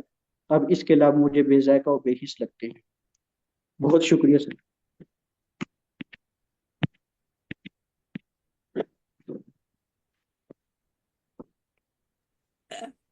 जी, बहुत उम्दा गुलदार अफसाना था, बहुत मुख्तलिफ सा, और कहना चाहिए छूता सा था। मैं मोहतरम जनाब नासिर अली सैयद साहब से दरख्वास्त गुजार हूँ कि वो कुछ तबसरा फरमाएं। ऐसा है, मैं दरमियान में कहीं कट गया था जी जब जी ये इनकी मुलाकात छत पर हो रही थी, तो मुझे नहीं पता कि क्या राज और न्याज हुए उसके बाद, क्योंकि मैं आपने देखा होगा अचानक जी मैंने हाँ, देखा तो अचानक चले गए थे। नहीं, कुछ इस तरह से रुझान बना उन्होंने डाला था गुलदार ने कि वो लड़की कोई और थी, लेकिन उसने कॉस्मेटिक करके उसको उसकी पसंद जैसा बना लिया था, जो जिसको वो पसंद करता था या जिसकी तस्वीर वो बनाना चाहता था, उसने वो रूप धार लिया था बदरिए कॉस्मेटिक सर्जरी के। तो उसका बस ये उसका था। जरा थोड़ा मैंने कहा अच्छा, छूता सा था। क्योंकि मुझे मुझे आइडिया नहीं था, और जी यकदम जी मेरा लैपटॉप ऑफ हो गया, जी पता जी, कोई चला कि बात नहीं। मैंने तो हाँ उसकी गुलदार, पावर आपका निकाली अफसाना हुई थी। बहुत अच्छा था। वैसे तो हमारे माशरे की जो था वो अक्कासी नहीं करता था, लेकिन फिर भी एक अछूता सा अफसाना माशाल्लाह आपने पेश किया, बहुत मुबारकबाद आपको, अल्लाह ताला आपको हाँ, अजर बस फला मेरी बहुत ज्यादा। मुबारकबाद भी ले लें, बस जो जहाँ तक मैंने सुना वहां तक तो अच्छा था, मजे का था, जी, एज उसका यूजुअल है। अंजाम जो उन्होंने ना बड़ा, जी वो था, गुलजार भी वहां तक। अनोखी कहानियां जी हाँ, निकाल के जी हाँ, लाता वो है। अनोखी कहानी होती है। दूसरी बात ये कि वहां तक आम आम कारी पहुंच नहीं सकता था गुलदार, ये हाँ, बहुत नहीं नहीं बड़ी नहीं, नुमाया वो होती। कहीं और से। जी जी। मैंने इसकी किताब हमारे में जो मजमून लिखा है, जो इनकी किताब अभी ताज़ा आई है, तो उसमें जो मेरा मजमून है उसका नाम ही मैंने लिखा था कि ये उस जो ममनुआ मंतकें हैं वहां से कहानियां उठा के लाता है। जी बिल्कुल आपने सही कहा, वो ये भी एक ममनुआ मंतक की तरह उन्होंने इसका एंड किया है। जी अब हम चलते हैं, हमारी सरपरस्त आला हमारी ज़ेबुन्निसा ज़ेबी साहिबा हमारे साथ मौजूद हैं, और मैं ज़ेबुन्निसा ज़ेबी साहिबा से मुल्तमिस हूँ कि अपना अफसाना पेश करें, फिर हम इंशाल्लाह अपने प्रोग्राम का इख्तिताम करेंगे। जी सही चले। जी नासिर भाई, जी, नजर नहीं आ अस्सलाम रहा है जरा, वालेकुम, बहुत दिनों के बाद, बहुत दिनों के वालेकुम बाद, बहुत अस्सलाम। शुक्रिया। बहुत दिन बाद, और आज शिरकत का भी यही ज्यादा मकसद था कि चलिए आप सब लोगों से आज मुलाकात हो जाएगी, खासतौर पे नासिर भाई से मुलाकात नहीं हो रही। अभी आपने हाँ, बता बहुत दिया दिन हो कि गए, आपने बहुत सुबह दिन हो शाम गए, मुझे तो शक्लें कलम। भूल गई थी। जी जी जी, यही मैं कह रही हूँ कि सुबह शाम कॉलम लिख रहे हैं और उसमें बाकी मसरूफियत की वजह से। अच्छा, क्या मैं किया कोशिश जाए। करती हूँ, तो मेरी आंखें बहुत ज्यादा खराब हो गई हैं और अब बिल्कुल मुझे नजर नहीं आ रहा है। इसका नाम है इनकलाब। इनकलाब। मेरा लैपटॉप मुझे ओबलाइज करने लगा है। जी फिर कुछ कह रहे हैं। मैं इसको ऑफ कर देता हूँ, मैंने अभी तक इसका सहारे ले रहा। ये मैंने यहाँ से कर दिया लिफ्ट। ओ, ये साइड पे चले जी, अब बिस्मिल्लाह करें। वो उसका अच्छा, ये चार्ज, जाती पावर ऑफ हो गई। ये जाती होगी ये सब ऐसे। इनकलाब। गुलजार कोई बात बड़ी नहीं, कोई बात नहीं, सुन लूंगा, सुन लूंगा, रिकॉर्डिंग में सुन लूंगा। मौसम है जी। अफसाने का उन्वान है इनकलाब। बरसात का मौसम है, हवा बंद है और हब्स की वजह से लोग बेहाल हैं। एक शख्स, वाजिद अली, हब्स से घबरा कर घर से बाहर निकल आए। एक खूबसूरत सी पंखिया उनके हाथ में थी, झलते जाते थे और गर्मी से निढाल थे। दफतन अब्र घिर कर आ गया और बूंदाबांदी शुरू हो गई। ये अपने मकान बारादरी शेर अफगन खां से निकलकर बलीमारा के नुक्कड़ पर पहुंच चुके थे। यहाँ से कूचा नटवा कुछ दूर ना था, जहां उनके जिगरी दोस्त अमजद अली रहते थे। उनका इरादा दोस्त से मिलने का था, लिहाजा इसी जानिब तेजी से कदम बढ़ने लगे। अब बारिश होने लगी थी, मगर ये भीगते हुए कूचा नटवा में पहुंच ही गए, और इस कूचे में फिसलन बहुत थी। एक जगह उनका पांव रपटा और धड़म से गिर पड़े। सारे कपड़े कीचड़ में लथपथ हो गए। इस कूचे में अक्सर बोसीदा मकान थे, जहां छाजों पानी पड़े वहां मकानों की ढैया फूटी कोई ना क्यों ना होती। किसी मकान की दीवार गिर गई, किसी का छज्जा कदम बोस हो गया, किसी के सहन में, किसी के सेंची सजदा रेज हो गई, छतें टपकने लगी। गर्ज मियाँ वाजिद अली इसी हालत में उठे और दोस्त के मकान पर पहुंचकर आवाज दी। अमजद आवाज सुनकर बाहर आया और दोस्त को इस हालत में देखकर मुस्कराया।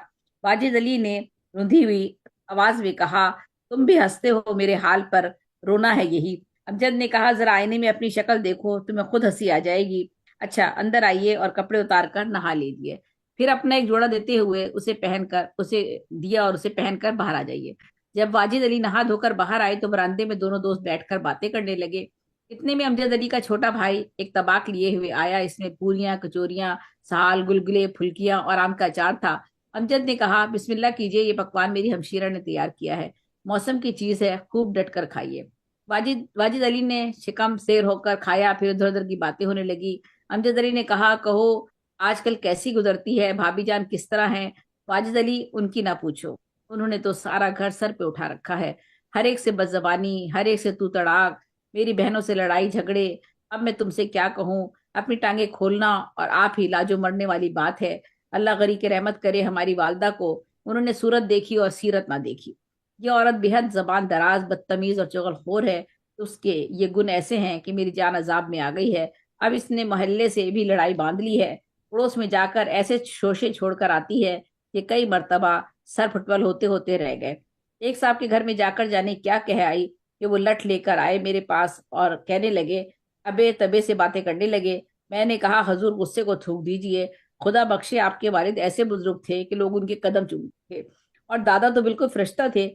آپ کو یہ بات زیبا نہیں کہ تو تکار سے بات کرے، ہر ایک بات پہ یہ کہتے ہو تم کہ تو کیا ہے، تم ہی کہو کہ یہ انداز گفتگو کیا ہے۔ یہ سن کر وہ واہ، جھپ گئے اور کہنے لگے اپنی بیوی کو ہمارے یہاں جانے سے روک دیجیے۔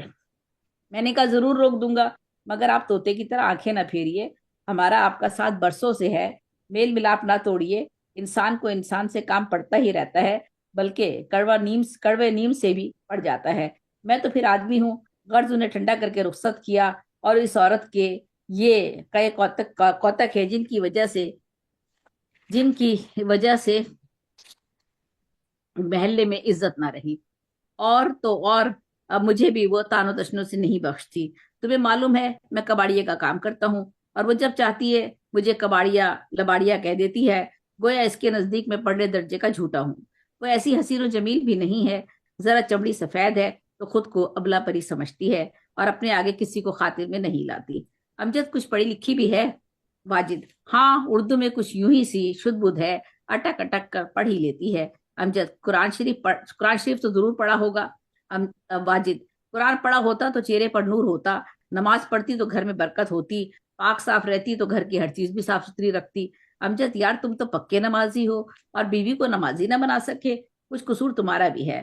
فطرت ہر لڑکے لڑکی کو صالح پیدا کرتی ہے، اگر تربیت دی جائے تو فطری تقاضا یقیناً پورا ہو جائے، لیکن بری صحبتیں خراب کر دیتی ہیں۔ اب بھی تم چاہو تو اصلاح کر سکتے ہو۔ اس کا طریقہ یہ ہے کہ گھر جاؤ تو اس سے کہو اگر تم نے آج سے نماز شروع نہیں کی تو میں تمہارے ہاتھ کا پکا ہوا کھانا نہیں کھاؤں گا، اور بول چال بھی اس وقت تک بند رہے گی جب تک نماز کی پابند نہ ہو جاؤ۔ واجد نماز کے بارے میں کئی دفعہ اس سے تکرار ہو چکی ہے، کبھی کہتی ہے آلکسی آ گئی اس لیے نہیں پڑھی، کبھی کہتی ہے تمہارے بچوں کی ٹہل سے ہی فرصت نہیں ملتی، کبھی کسی بچے نے پیشاب کر دیا تو کپڑے ناپاک ہو گئے۔ امجد اب میرے کہنے سے گھر میں کھانا نہ کھاؤ اور بات چیت کرنی چھوڑ دو۔ دیکھو چند ہی روز میں تکلے کے سے بل نکل جائیں گے، اور تین ہی دن میں چی بول دے گی۔ قرآن میں اللہ تعالیٰ فرماتا ہے یہ نماز تمام برائیوں سے روکتی ہے، اگر وہ پابندی سے پڑھے تو سارے عیب دور ہو جائیں گے۔ یہ میری پہلی ہدایت ہے، جب اس پر عمل کر چکو گے تو دوسری پھر عرض کروں گا۔ واجد اچھا، اجازت دو، گھر جا کر آپ کی ہدایت پر عمل کروں گا۔ امجد جائیے، خدا حافظ۔ واجد علی گھر پہنچے تو بیوی نے وہی اینڈی بینڈی باتیں شروع کر دی، وہ پٹ پٹ بولی جا رہی تھی اور یہ سمو بنے بیٹھے تھے۔ جب وہ اپنا دل کا بخار نکال چکی تو انہوں نے کہا جو کچھ باقی رہ گیا ہے وہ بھی کیا ڈالو۔ یہ سن کر بے ساختہ بیوی کو ہنسی آ گئی، اس نے دسترخوان بچھا کر کھانا چن دیا۔ واجد نے کہا میں نے اپنے خدا سے عہد کیا ہے کہ تم جب تک نماز نہ پڑھو گی تمہارے ہاتھ کا کھانا ہرگز نہ کھاؤں گا۔ بیوی نماز خدا کی ہے، تمہارے گھر کی نہیں، اگر میں نہیں پڑھتی تو تمہارے سے کوئی باز پرس نہ ہوگی، یہاں تمہاری دھوس نہیں چلے گی۔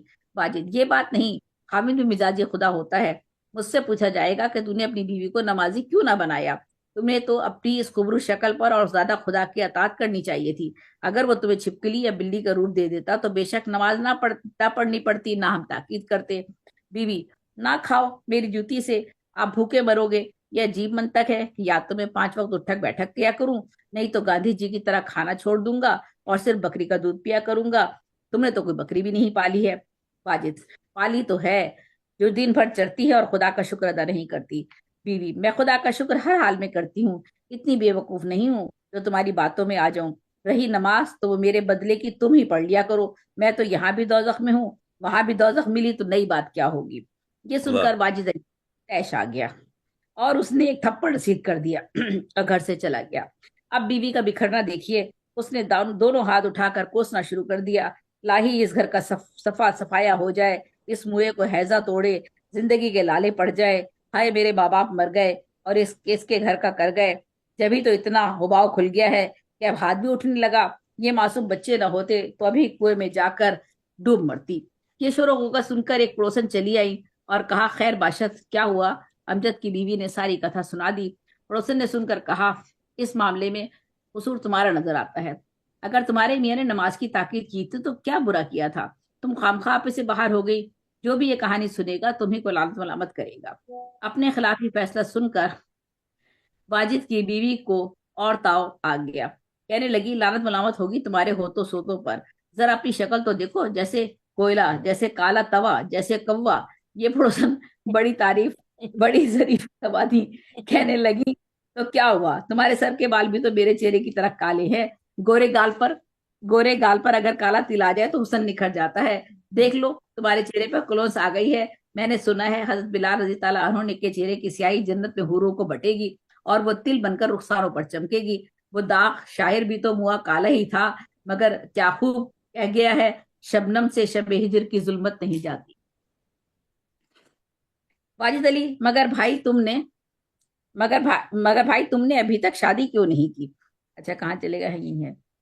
ہاں، یہ کہہ کر پڑوسن چلی گئی. ادھر واجد علی امجد علی کے گھر پہنچے تو ساری رام کہانی سنائی. امجد علی، تو یوں کہیے کہ آج آپ جورو سے حساب برابر برابر کر کے آ رہے ہیں. مجھے امید ہے کہ نتیجہ بہتر نکلے گا. واجد علی، مگر بھائی تم نے ابھی تک شادی کیوں نہیں کی؟ مجھے تو چھڑے دم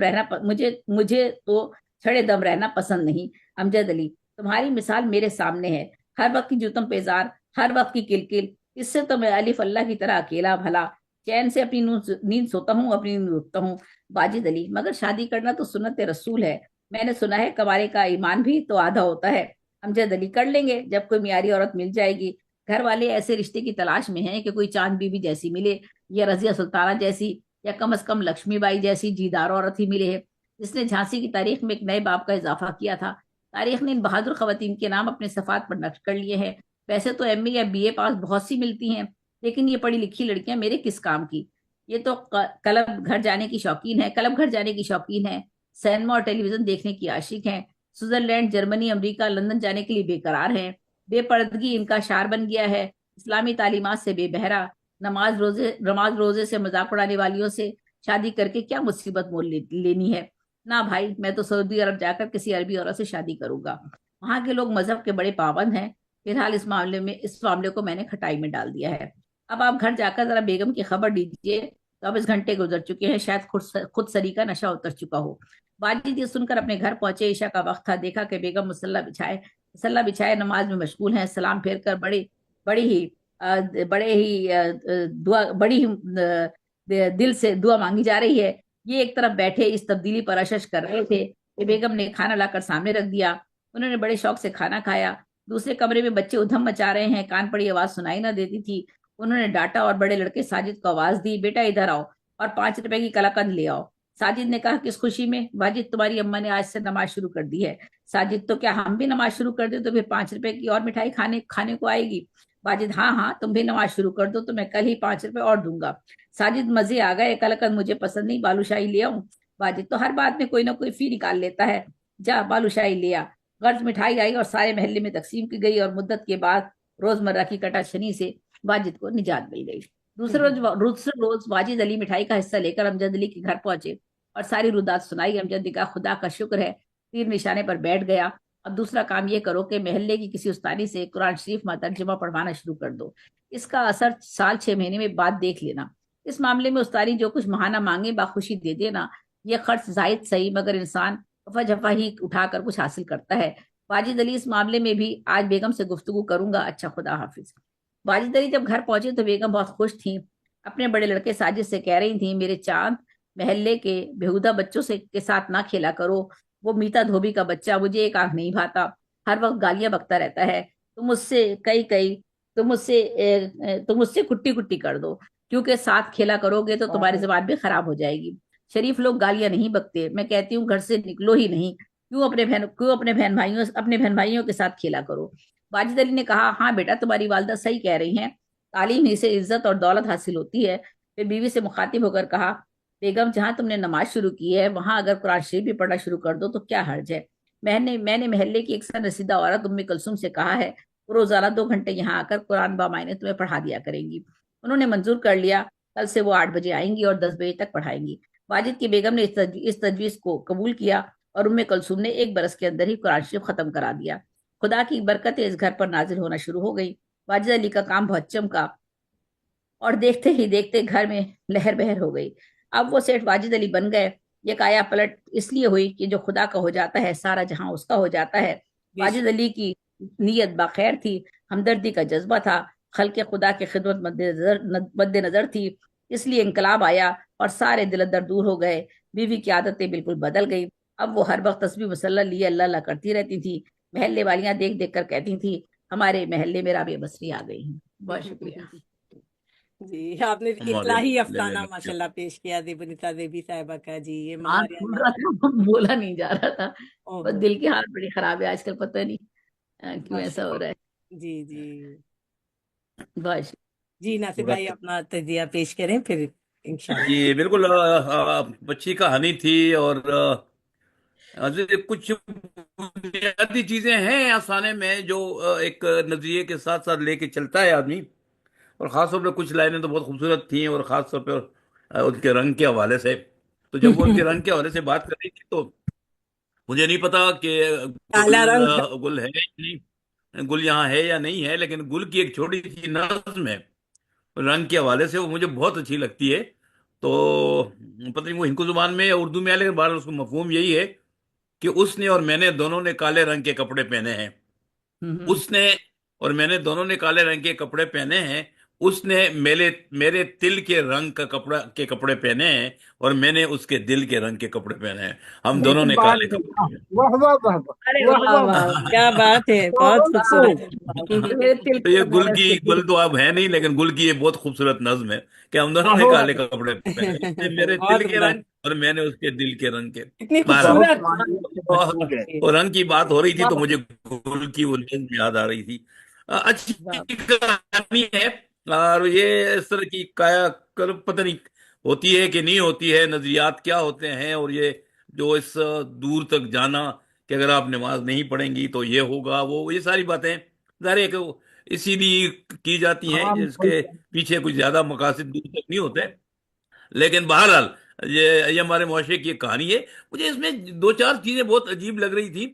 مثلا ایک بڑا نام ہے, میں اس کے حوالے سے اس طرح تو بات نہیں کرتا, لیکن یہ جو کہانی کا ایک زمانے میں کہ پڑوسن تو یہ کہتے ہوئے چل دی, اور اس وقت گلی سے ایک شخص نکلا, واجد علی تھا وہ. تو میرا خیال ہے یہ چیزیں اب شاید اس طرح افسانے میں اس انداز سے نہیں لکھی جاتی. اب جو راوی ہوتا ہے یا تو ہوتا ہی نہیں ہے یا تو ہوتا نہیں ہے. اور یہ جو انداز ہے یہ بہت خوبصورت انداز ہے, میں یہ نہیں کہہ رہا تھا انداز, لیکن کبھی تھا.